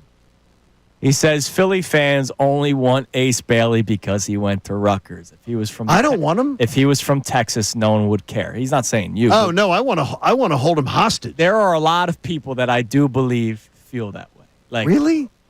oh, dude, with all due respect, because he's a local guy. Nobody cares about Rutgers. The way people overrate Bones Highland because he's from the Philadelphia area. The way we overrate anybody that's from here. But this guy's not from here. No, he's not. He's from He's from Chattanooga, Tennessee. But which, the fact by the that way, he is a played for great spot to Rutgers- go to. Sure is. Look It's a out. great Yeah. spot. Lookout Mountain. But I do believe Anna that Ruby is Falls. there is Great there spot. there is something to that there are people that Rutgers, The I know proximity. Rutgers. The Yeah, proximity. Like, you've heard the Bones Highland stuff. It's all- Every trade package includes Bones Highland. It's also like it's proximity and it's also big names. We do get enamored with like a big school name, right? Yeah. If he went to Duke, we automatically think, well, he must be. because- but has yeah, that because I not want worked a for guy the that- Sixers? I mean, for the Maxie most part. McCain. Yeah, but I like this. And that's the thing. That's like when football, like for the longest time, Howie Roseman like refused to draft SEC, and I'm like, Right. this isn't hard. There's the best conference in all Right. of college football. Pick one. Just pick one. And now it's like, you're a Georgia Bulldog. We love you. Just come on down. Just come on in. And Have you they- ever played before? We don't even Which care. that's They worked. literally It has. They It's- literally have an Airbnb in Exact- Athens. They have an Airbnb in Athens where the scouts can go It doesn't and come and go yeah, from. It sometimes it's so I get it, and I think the proximity thing is I watched that guy, I saw him, I like him, I like that. That's fine, but you can't. That's not a metric that you can use No, you as far can't. as an actual evaluation. Well, I saw him, so he's good. Okay, well Right. you can see it. You buy But yeah, tickets, I yeah. hear it. Yeah, I think there is some truth to that. And my cousin Ryan just texted. He said Bones Highlands survived a fire. Oh yeah, don't you remember when he came back here? That he had the firefighters and some of the EMTs Yeah, I that do rescued remember him. that. Yeah, which is really He cool. said he's Yeah, he had to jump out of a window. Kind of tough. But that doesn't mean we have to add him in every It doesn't mean we're single drafting him trade there. package. Ryan, good. Thank you for saving people's lives, though, Ryan. Love you. Yeah. Love All you, right, cuz. Connor, let's replay the audio from Jonathan Gavoni, who covers the NBA draft for ESPN. Here he was talking about who the Sixers, in his mind, could select at 3, and then also his latest reporting on Ace Bailey. Well, we have Ace Bailey 6 right now to Washington. That is what we understand to be one of his preferred destinations. 6, 7, or 8. Washington, New Orleans, or Brooklyn. He has declined all invitations from Philadelphia at 3, like we said, Charlotte at 4, and Utah at 5. But today we started hearing some rumblings that one of those teams at 4 or 5 could just decide to take Ace Bailey with their pick regardless, potentially for a trade. Maybe one of those teams at 6, 7, or 8 decides to make an aggressive move. Does Washington decide to move to 4, to get ahead of New Orleans or Brooklyn? Both of those teams have the assets to move up if they want. So I could really see Ace Bailey anywhere in that 4 through 6 range right now. I mean, he doesn't even say the Sixers at 3. Yeah, Like it's not happening. I think the Jazz take him, and then they try to do what John's talking about. So they're And going to do entice- that. Well, and Entice Danny the Ainge, Wizards. there Well, was a Danny report the other day that he was really intrigued by Yeah, and I think I think it's just a power move. See, that bothers me, though, is that Danny... Absolutely, it's Because gonna be the Danny Jazz. Ainge is evil. Yes, he is. And the thing is, he's going to do the evil move. I want Daryl to be evil. I want Daryl to be evil. Well, that's a good point, John. It is. I Why can't we really be would the want... evil At 3, ones? it's just It's it's like- one thing at 5 for 6, right? I root for bad characters. Like when I watch TV shows and stuff, I root for the villains. You Because must they're have- more yeah. interesting. I enjoy watching the villains manipulate the. They were the- just the talking goody about two-shoe Ozark. people. There you go. Right, exactly. That's why you Breaking watch Bad. your, What's that's that? why you watch your soaps. Exactly. Yeah. I want Victor Newman to do well. It's like I want the villains to win. So the thing is, I want Daryl to channel the villains. It's just such a big gamble. It is, and the thing it is, doesn't pay off. if your guy is not available, then you look like you got egg in your face. So I don't know. If your guy's VJ Edgecombe, you take him. But if your guy is Trey Johnson or Con Knipple, he should be available there at 6. So you could make the power move. But if your guy is Edgecombe, are you not pulling up to the car lot today and saying, hey, I'm interested in that car that's Edgecombe right there? And the guy says to you, yep, that car right there, Amy, I can put you in that car today for $35,000. And you go, oh, no. I'm going to pay you $55,000. Oh, no, Amy, it's only $35,000. Oh, no. I'm paying you $55,000. Yeah, that's what you're doing, though, if you pay the third pick for him, in my mind. But if you want him and you trade back, there's other teams that like VJ Edgecombe. But 4, 5, 6, 7.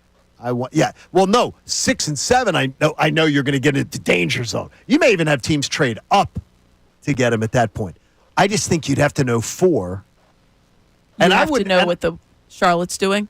Yeah, and I'd have to, and I wouldn't put it past that dirty, rotten scoundrel Danny Ainge to then go, oh, the Sixers think they're gonna go that. That's why I just don't think you mess with it. I just don't think you mess with it. Just pick somebody at 3?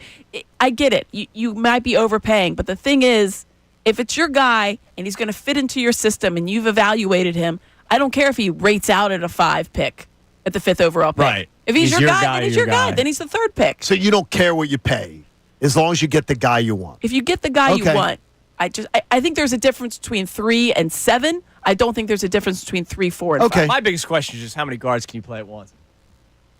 2, 3. Yeah. You got a lot of guards all of a sudden. Size. We need size and shouting. All right, give me one of those. Real quick, non-sports related while the music plays. Okay. No, you can play it. It's going to be that long. Would you ever eat 6 string cheese sticks? Ew, I don't even eat it. Sure. First of all, string cheese is delicious. Oh, I would don't you eat eat it. 6? Like in one time? I mean, I don't. Yes, sure. See, I wouldn't. I don't eat. But I see this tweet on Twitter. It just popped up. Then why would you eat 6 mozzarella sticks? It's the same thing, just fried. See, I would probably rather eat the 6 string cheeses. Than I'd rather eat the sticks. 6 mozzarella sticks. You dip it in the marinara. So I'd rather eat But see, you would eat 6. Connor's going 12. No, I wouldn't eat 6. 6 unfried. I wouldn't 6 eat fried. 6 because it's like there's like too much. Okay. But I'll eat 3. But you'd only eat 1 string cheese. I wouldn't eat 1. Oh, see, you wouldn't even. That doesn't even make any sense. That's what it I've is. never had a string cheese Well, you in my have life. if you had a mozzie stick. You've never had a string cheese? In my life. Have you had a mozzie stick? Yes. Then you've had a string cheese. But I've never ever. That's like a person saying, like, I've never had a grape. Have you eaten raisins? No, but I've never. Yes. But I've never in my life eaten a string cheese. I'll bring one in for you. No, It's I'm not delicious. eating. No, I'm not eating. It's also fun. Because you know cheese this is good. No, my girls eat that little. The baby bells. The cow. the little cow, like it's in packages. It's delicious. the same thing. I don't eat it. I don't like I don't eat it that way. Just cheese? I like some cheese things. I don't. Cheese is cheese, like man. that. Cheese, I got raw. I got weird food things. Coming up next. Raw It's cheese. not just food with you. It's weird. We'll preview the upcoming Phillies Astros series. Also, we got some more details on the upcoming Flyers draft party that we'll get to. It's Kincade and Salciunas. Amy Fadul with us for the main of the show here on 97.5 The Fanatic. Fanatic Sports Update. Flyers make a nice move. I'm Connor Thomas, and the Flyers made a trade yesterday acquiring 24-year-old Trevor Zegras from the Anaheim Ducks for Ryan Poehling, the number 45 pick in this year's draft, and a 4th rounder in 2026. And Zegras had himself a nice season when he was available last year, 32 points in 57 games.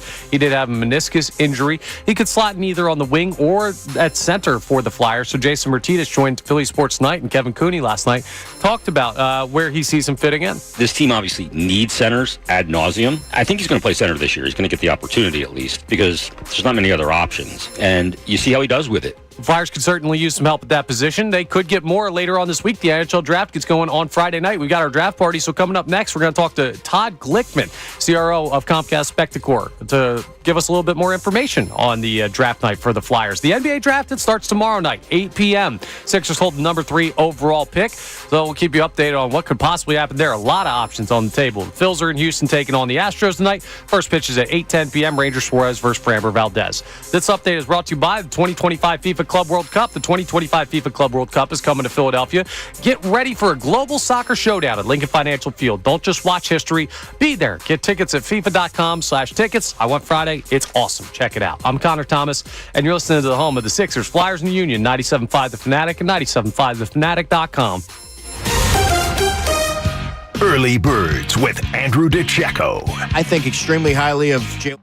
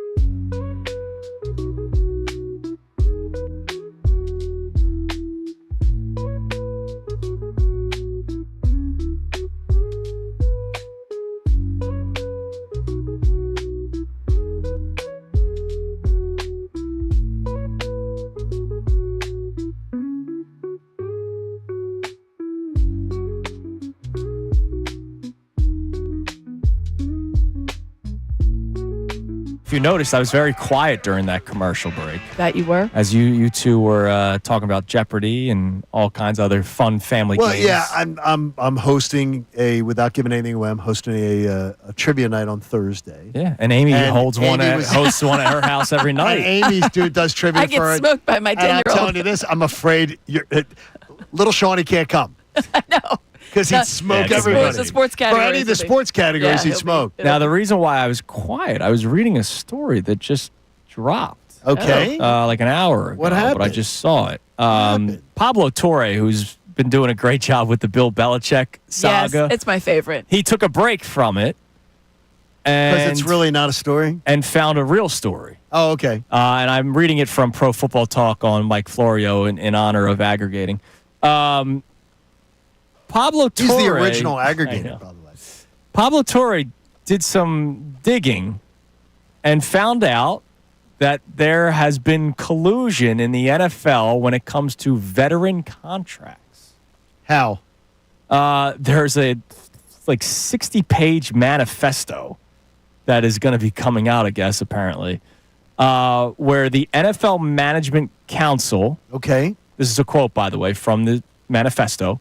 With the blessing of the commissioner, encouraged the 32 NFL clubs to reduce the guarantees in veterans' contracts at the March 2022 annual owners meeting. So they all worked together. 3 years ago. Yeah. Okay. Wow, so who spilled the beans on that? I don't know. This is coming off of the Deshaun Watson contract. Was it mandated? I'm just going to play it on my lawyer head. If it's not mandated. Right. Right, but they all just kind of win it. But isn't that collusion, though?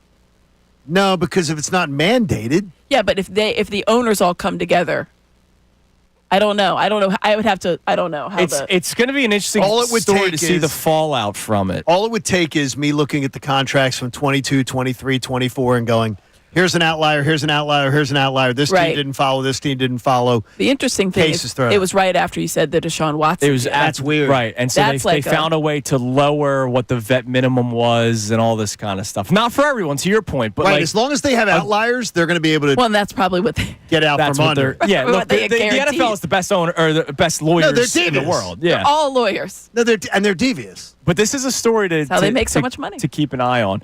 All right, a couple things. We have a really cool event tonight. We talked to Bill Colarulo earlier today.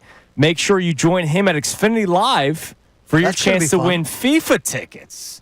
Oh. And Bill's going to have smoke bombs. He'll be hanging out with Michelob Ultra for a FIFA Club World Cup ticket party tonight from 6 to 8 at Xfinity Live. Enter for a chance to win a pair of tickets to the 4th of July match and score some Michelob Ultra swag. Click events at 975thefanatic.com for details. So you can do that party tonight with Bill, and then you can party on Friday with you, Johnny, because you have the really cool Flyers draft party where you'll be doing some shows and hanging Hard out Rock with Hotel and Casino in Atlantic City on Friday night. And so joining us now on the Comcast Business Hotline, where every day of business is a big day. Let Comcast Business help you move forward with what's next. The Chief Revenue and Business Officer of Comcast Spectacor, Todd Glickman, joins us. Todd, what's going on, man? Good morning.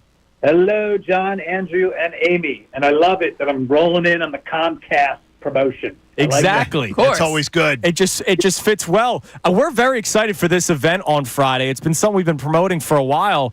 But this is going to be pretty cool. Not only the Flyers have a great draft pick, 6th overall, but this is a cool event for Flyers fans to get together, hang out, and meet Rick Tocchet. Like, this is really cool. Yeah, let me tell you. Look, I've been doing this for 35 years. This, for me, is a new one, and I could not be more excited. 6 o'clock at the Hard Rock. Doors will open 6 to 10 with tickets at $6 going to charity, going to Flyers charities. But, for us, I think we're one of the first teams in the league. We're taking the draft to the shore. And, we're doing a draft party 60-plus miles away from the building, which it's going to be exciting for me. I like the idea, too, Todd, that the season ticket sales, biggest base that since, after COVID. So the fans are coming back. We saw the building more packed this year, and there was a great renewal rate this year. So what you showed this year has got people fired up, and they're coming back. That's exactly right. It really is. Look, we all know it. This thing, the heartbeat, it breathes when it's rolling. And just the last 2 years, with Dan Hilferty, with Keith, and with Danny, and now with Tockett, the excitement level from our perspective is that it's just that it's different. It feels to me very different. It feels a little bit like we're back to the future, quite honestly. We renewed second year in a row. We're over 90% from a renewal perspective on our season ticket base. And those are key metrics for us because you've got to be, in those mid-80s from a renewal perspective to grow the base. And for us to be at 90% back-to-back years, that's good stuff. So, Todd, tell us a little bit more about the event on Friday, because there's going to be a lot of people that are just in the area going down the Jersey Shore. It's a Friday. It's a summer weekend. And then if they're looking for something to do, $6, that's not all that much, and you could just make your way over to the Hard Rock. So tell us a little about the event, man. It sounds really cool. Now, first and foremost, we're going to have a great radio partner there, right? Let's start with that. That works well. Right? Like, that's what you guys did for me. When we started, you did that Comcast promotion. So Yes. we've got a great radio partner that's going to be there at 97.5 in the Fanatic. So you guys are broadcasting live there. You're going to have appearances from our governor, Dan Hilferty, which is going to be awesome. Dan loves this stuff, and look, it's just the interaction that Dan will do with the crowd we think is going to be really special. We're going to get an appearance from Coach Tockett. Super excited about that. Mark Recchi will be there. Todd Fedork will be there. The best mascot in sports will be there. You will see Gritty live there. We'll have a DJ there, so you're going to have music. And there'll be stuff to do, right? Because this event's going to be through the night. You're going to have signed custom guitars with our partnership with Hard Rock, which I'll get to in a second. We're going to have flyers, items, pucks, and sticks, signs that we're giving away. Merchandise, merch baskets will be there, selling merchandise, itty-bitty gritties. So from our perspective, this thing will be programmed, and the night's going to be jumping.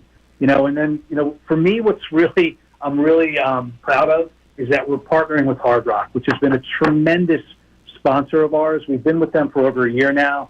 And I couldn't be more excited just that we're doing this at the Hard Rock because our fans really align with their customer base. And, when you're thinking about the Hard Rock and you go to the casinos down there, the Hard Rock is a marketing and hospitality machine. Retail, restaurants, bars, concerts. So I think when people get in there, that place is going to be jumping. So I think the energy level, on a Friday night, hot Friday night in the shore, although I hear the weather's going to cool a little bit, I think it's going to be exciting. I'm looking forward to seeing what happens with pick 6, 22, 31. So, I would expect, Todd, maybe you can sneak in the offices, and maybe if you find out anything, you see they sitting on Danny's desk or Keith's desk before Danny heads out to L.A. Let me tell you, I'm going to fill you in on something, all right? Here's a little secret. Oh, good. Listen, nobody's listening. So just all right, Keith and I talk a lot. We do. That's good. They're quick hits. I've known him a long time. So Keith and I, we talk a lot. But you know what? Here's the secret. One thing we never talk about is what's going on the hockey. I knew that. Believe me, he'll talk to you about anything but that. And if I even bring it up, there's silence on the other end. I'm going to tell you right now, I still think there are more shoes to drop this week, and I loved what happened yesterday, and I'm looking forward to seeing what Danny's got cooking this week. Yeah, look, I was at the Flyers alumni golf outing yesterday. Great event, supporting the alumni, supporting charity. It was real feel 110 degrees out. That happened. Oh my gosh! And the car. By the way, nobody talks about everyone talks about how hot it was to golf. The real secret is when you get in your car after you golf, it's 135 in the car. That's unbelievable. Oh, yeah. I know all about that, man. Todd, listen, we appreciate it. Enjoy yourself on Friday. I'll see you Friday night, It's going to be really Todd. cool. Everybody, we'll see you Friday. There you go, buddy. Todd Glickman on the Comcast Business Hotline, Chief Revenue and Business Officer of Comcast Spectacor. It is going to be a great time, and look forward to seeing people out on Friday night. We're going to have a great broadcast, and a lot of people jumping in and out, and Flyers broadcasters. Timmy Saunders will be there. Love that. Jim Jackson. Jim Jackson will be there. It's going to be a fun time. Thank you for the blessings, Amy. You're welcome. I tried. I know you did. I tried. I know you did. Valiant effort. I lost my strength. Not supposed to hold them in. I know you're not, but when I'm on the air, it's kind of, something you want to do. It's all right. All right, coming up Sometimes next. you sneeze. It happens. Coming up next, we'll look at the probable pitchers for this upcoming series with the Astros. And oh, by the way, something that shaped my life Came out 29 years ago, Johnny. Yesterday. Ring dings? Oh, that was the old you. Wow. You better watch yourself over there. That was uncalled for. Better watch yourself. That was over too there. much. It's like the little brother theory. I can make fun of my childhood That's fatness. You can't. You always tell me, Chubby Tunis. It's Kincade Salciunas, 97.5 The Fanatic. Ricky Bo, Bill Colarulo. Aaron Nola, as of today, Aaron Nola is not in my rotation. And that's why I'm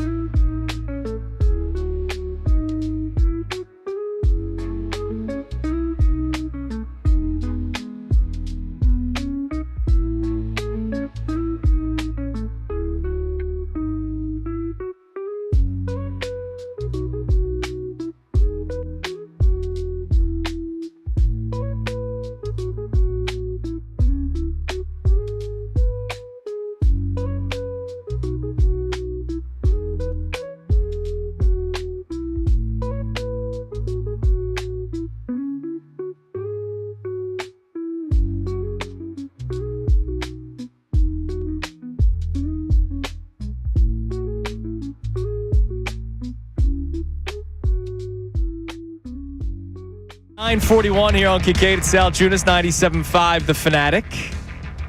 Amy Fadul with us for the remainder of the show here. Mike Missanelli show coming your way at 10 o'clock.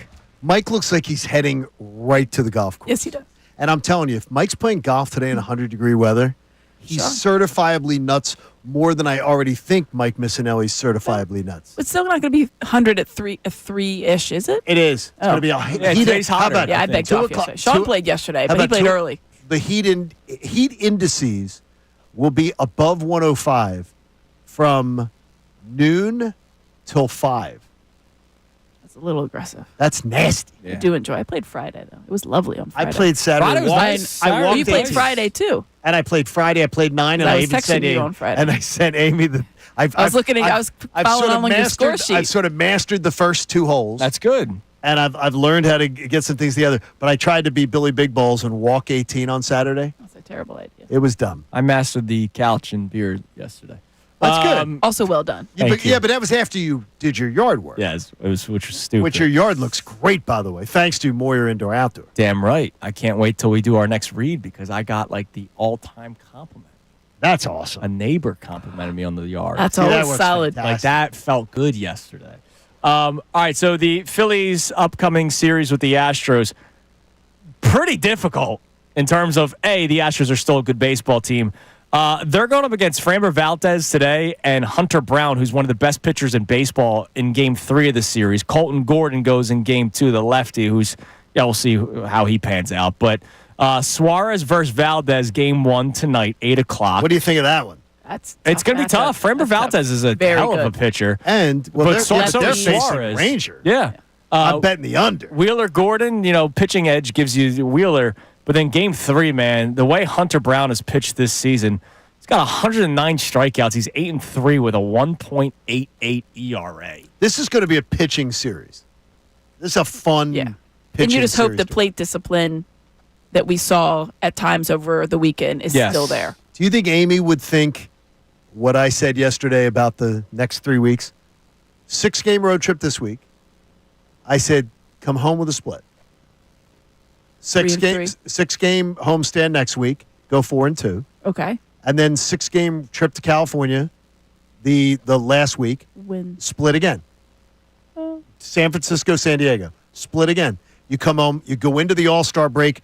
You pick up 2 more games over 500. You go into the All-Star break. Say, that's fine. Yeah, I mean, I would rather win more series than not. But yeah, I hear you. See, I feel like that would be still a win-win. Like you've done enough. Like I would think that's like you've done enough. I mean, that would be what 6-6. You're 6-6 on the road. You've gone 6-6 on the road. 10-6. No, 6-6 on the road, and no, you're only 2 games over. 8. 10-8. I'm fine in that. Yeah, leading into the All-Star. Yeah. Well, it's not into the All-Star break what we're worried about.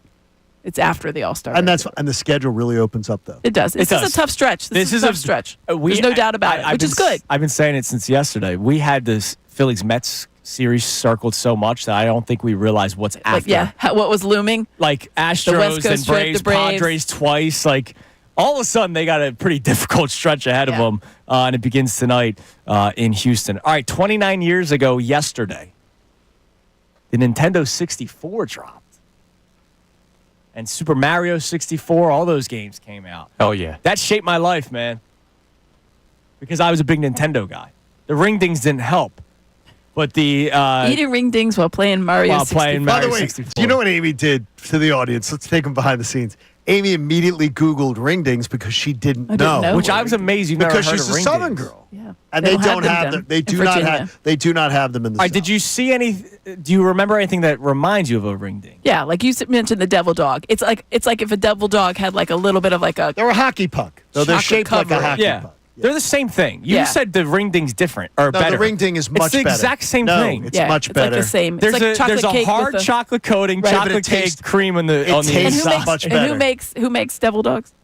I think Drake's. Hostess. Yeah, see, right? like One's I'm more Drake's, familiar one's with. Hostess. Well, Drake's is the ring dings. Yeah. Ring dings, yes. So I'm not familiar with Drake's. And it's like when you grow up with certain. Oh no, the devil dog is the Drake as well. See, I don't know. I've heard of a devil dog. See, they're different. One's devil. Wait a minute. The same company makes the same thing. Devil, yeah, because the devil dog is devil's food cake. Well, what's the other circle one with the hard chocolate shell? That is a ring ding. No, it's a cylinder. The ring ding is the hockey puck. There's there's like Hostess cupcakes. There's All I know the is cylinder one that I also love. All I know is working with you two kids, and Amy now falls into the kids Well, category. yeah, too. I didn't know it was the crocodile. Neither one. one of you, neither one of you knew it takes a while to eat a chocolate. Yeah. See, devil dogs are longer. Yeah, devil dogs are not. They're not. Oh, the you know same. what? Oh no, also with Drake, the yodel. That's what I was thinking. Yodels are terrible. That's no, a no, Swiss. dude, they're the exact same thing as No, the they're hockey not. They're puck. terrible. No. They're not. That's a Swiss. That's a Swiss. I have a It's Drake different yodel cake, though. right in front of me. But a devil dog is devil's food cake. Correct. The Drake. I This had is the like devil when dog people mixed grew up. up with certain Girl Scout cookies, and they called them like tagalongs, and you get certain places, and they call them like peanut butter patties. Exactly. Or whatever. Peanut butter cakes. I don't know. These are the issues you need to break down in life. Hell yeah, man. No, Different names. yodels and devil Horrible. and no, they're the same thing. It's No, just they one's a aren't. cylinder, one's a circle, No, they're John. not. Yeah, they look the same. They're the exact same thing. Terrible. That's like a little Debbie Hostess Swiss cake or something. Terrible. It is. Oh, It's God. not the same. All right, now our YouTube chat's chiming in on the N64, which is great. I appreciate it. Hostess makes them. They're called ding dongs. Ding dongs. I'm a ding Ding-dongs. dong guy There you too. go. You are a ding dong. I'm not going to That's the question same it. thing. I'm not questioning That's that. the same thing. Exact same. It's That's the exact same thing. That's the same thing. It's And a you know ding what? dong. They're not, all though. they're all Wait, delicious. First of all, what about these names? Oh, I know, exactly. I'm going to make a knockoff. What was the one that you guys Ring-ding. ring ding, and I'm gonna call it a ding dong. Yeah. Hey, I'm sure Whatever it's delicious. works. All right, it's time now for the Kincade Salciunas Key 3 best minutes from today's show. Now, the Kincade Salciunas Key 3.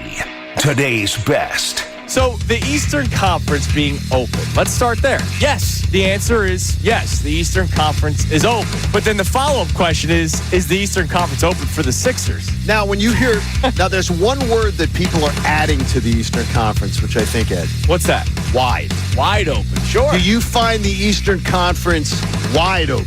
Yeah, because Boston's going to be without their best player. Okay, now how much does Boston being without Tatum, how much does that bring them back to the pack? Does that take them from a 60-win team to a 50-win team? Yeah, they'll still win 50 games. I mean, they have I think they still. Jaylen Brown. They have a great coach. I think they still win 55. Yeah. Okay, so I still But think they're not like the same dominant team that people thought would be the next dynasty in the NBA. No, well, yeah. And then once the injuries happen, they fall apart. The Cleveland Cavaliers, going into the playoffs, I didn't believe in that team at all. The Heat and Heat culture, they're nowhere close. The Milwaukee Bucks are dealing with potentially trading Giannis, and they had the injury to Dame Lillard. Like, these teams that were toward the top, and the team that made it to the NBA Finals will be without their best player next season after Tyrese Halliburton, tore his Achilles. And so the whole wide open conversation is real. But the follow-up question is it open for the Sixers, or is it open for another young team to go after it? And then the follow-up to even that is, does anyone want to hear about it? Keith Pompei joins us. Keith, good morning, man. What's going on? Man, I don't know. This one is wide open. This one really is. I mean, ideally, you can see what other teams are looking for and what they do. And I don't even think the Sixers are 100% committed to doing something right now because there's so many options. Like we talk about trading down. VJ Edgecombe is the guy that everybody's talking about. But then with VJ Edgecombe and with the salary cap restrictions, yes, some people say you got to take what you believe is the best player available. But at the same time, that typically happens when teams already have their roster, together, or they're a rebuilding team. The Sixers are trying to win, so is it going to benefit you for having 6 guards on the roster and no power forward? So to me, it's really like this is a tough spot for the Sixers right now.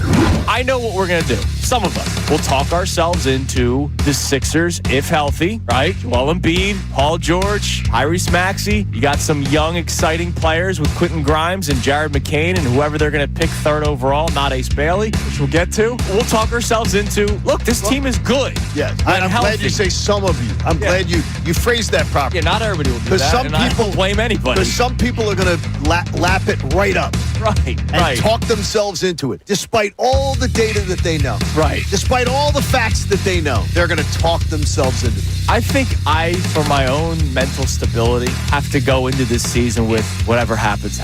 Like, I can't get fired up looking at the state of the Eastern Conference, which is open or wide open, if people want to use that term. It is. Like, It's never been more wide If the open. Sixers are healthy, they could be a top 4 seed. We just talked about that on, Friday of last week? Well, what level of healthy are we talking about? Embiid plays 50-plus games. Paul George plays 50-plus games, but it's not the games that they miss. Maybe it's a tweak or it's load management, right? Or let's say 60 games. They miss 22 games each because of load management, fake injuries, because they just want to keep guys out for a little bit, and none of it being legitimate injuries, which you saw Paul George those guys sustain before the season started, which we've seen Joel Embiid deal with a lot. So somehow the healing waters of Lourdes have been put on to Joel Embiid. Right, exactly. He's all of a sudden healthy and in good condition, and he works himself. He can play a full season. If you tell me that, and Paul George is motivated, healthy, and they play 60, you absolutely aren't talking in falsehoods. No. That could happen. It could. With McCain and with Maxey and all that, there's no reason they can't be a top 3 seed. Right, absolutely. But what you speak of is like saying something that we're going to see unicorns flying out of the sky in Bala Cynwyd. Right. All right, that was the Kincade Salciunas Keith 3 best minutes from today's show. Do you guys want your head to hurt before you get out of here? Sure, that sounds fun. It's always good when your head hurts. Did you guys see Emmanuel Acho yesterday? No, what's Emmanuel up to now? The legacy formula. Engagement farming? Yes. What? Wait, what is his formula for calculating somebody's legacy? Championships won. One? Divided by one. W-O-N. Like Oh, okay. Championships won divided by the teams they played for equals their legacy. Stop That's it. ridiculous. So Steph Curry So this is a KD argument. and LeBron. Steph Stop it. Curry, because he won 4 rings and has only played for one team, his score was 4. LeBron James, 4 rings, but has played for 3 teams. His score is 1.3. Sure it is. Kevin Durant, 2 rings, but played for now 5 teams. His score is 0.4. Yeah, So legacy- that equates. What is this? So legacy equates. doesn't, your personal greatness isn't the number one? What's Robert determinant? Horry's? Exactly. That's what somebody Big shot said in the Bob. comments. I mean, yeah. doesn't your Got like 6 rings, play for 2 teams. Like, doesn't stop your it. personal greatness matter first? Then the team Greatness, yes, you could argue greatness in a lot of different ways, Right. right? But like having some formula from math. It my makes no gosh. sense. You know Stop what, it. though? And he puts out a tweet. This is the simplest and clearest formula to It's the identify a dumbest player's thing in the legacy, history but of the like world. anything, there's nuance. There's not nuance. No, he has no. It's There's just no wrong. nuance to math. No, it's math. Math is It's the math least is the nuanced absence thing. of nuance. How about this? There doesn't have to be math to any of this. I was No. told there would be no math. Like, it's just, do you think the player's good? Were they the reason why Yeah. they won? Oh, what are Is we, their what are we legacy the fact talking that about? they, left their imprint on the game? Yeah, Yeah. it sure is. When are we going to see you the rest of this week? I am on Thursday with Mikey Miss. Nice. 10 That's to 2. good.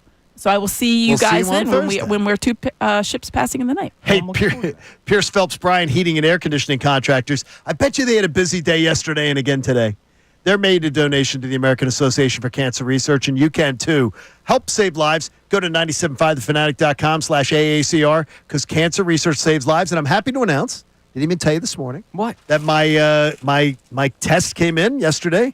My test of my lymphatic system, a 0. Ah, nice. My 18-month test, totally clean. Good math. And so everything's beautiful. That's great. that's math. great. That's So that's awesome, a great man. job. Dr. John Congratulations, Sprandio John. made the call yesterday and said, "You are clean, my friend." I'll Good celebrate. stuff. I will celebrate that Great later news. when I Yeah, have go a have a beer at my house. or Wait a minute, you were something. going to have a beer anyway, you told me.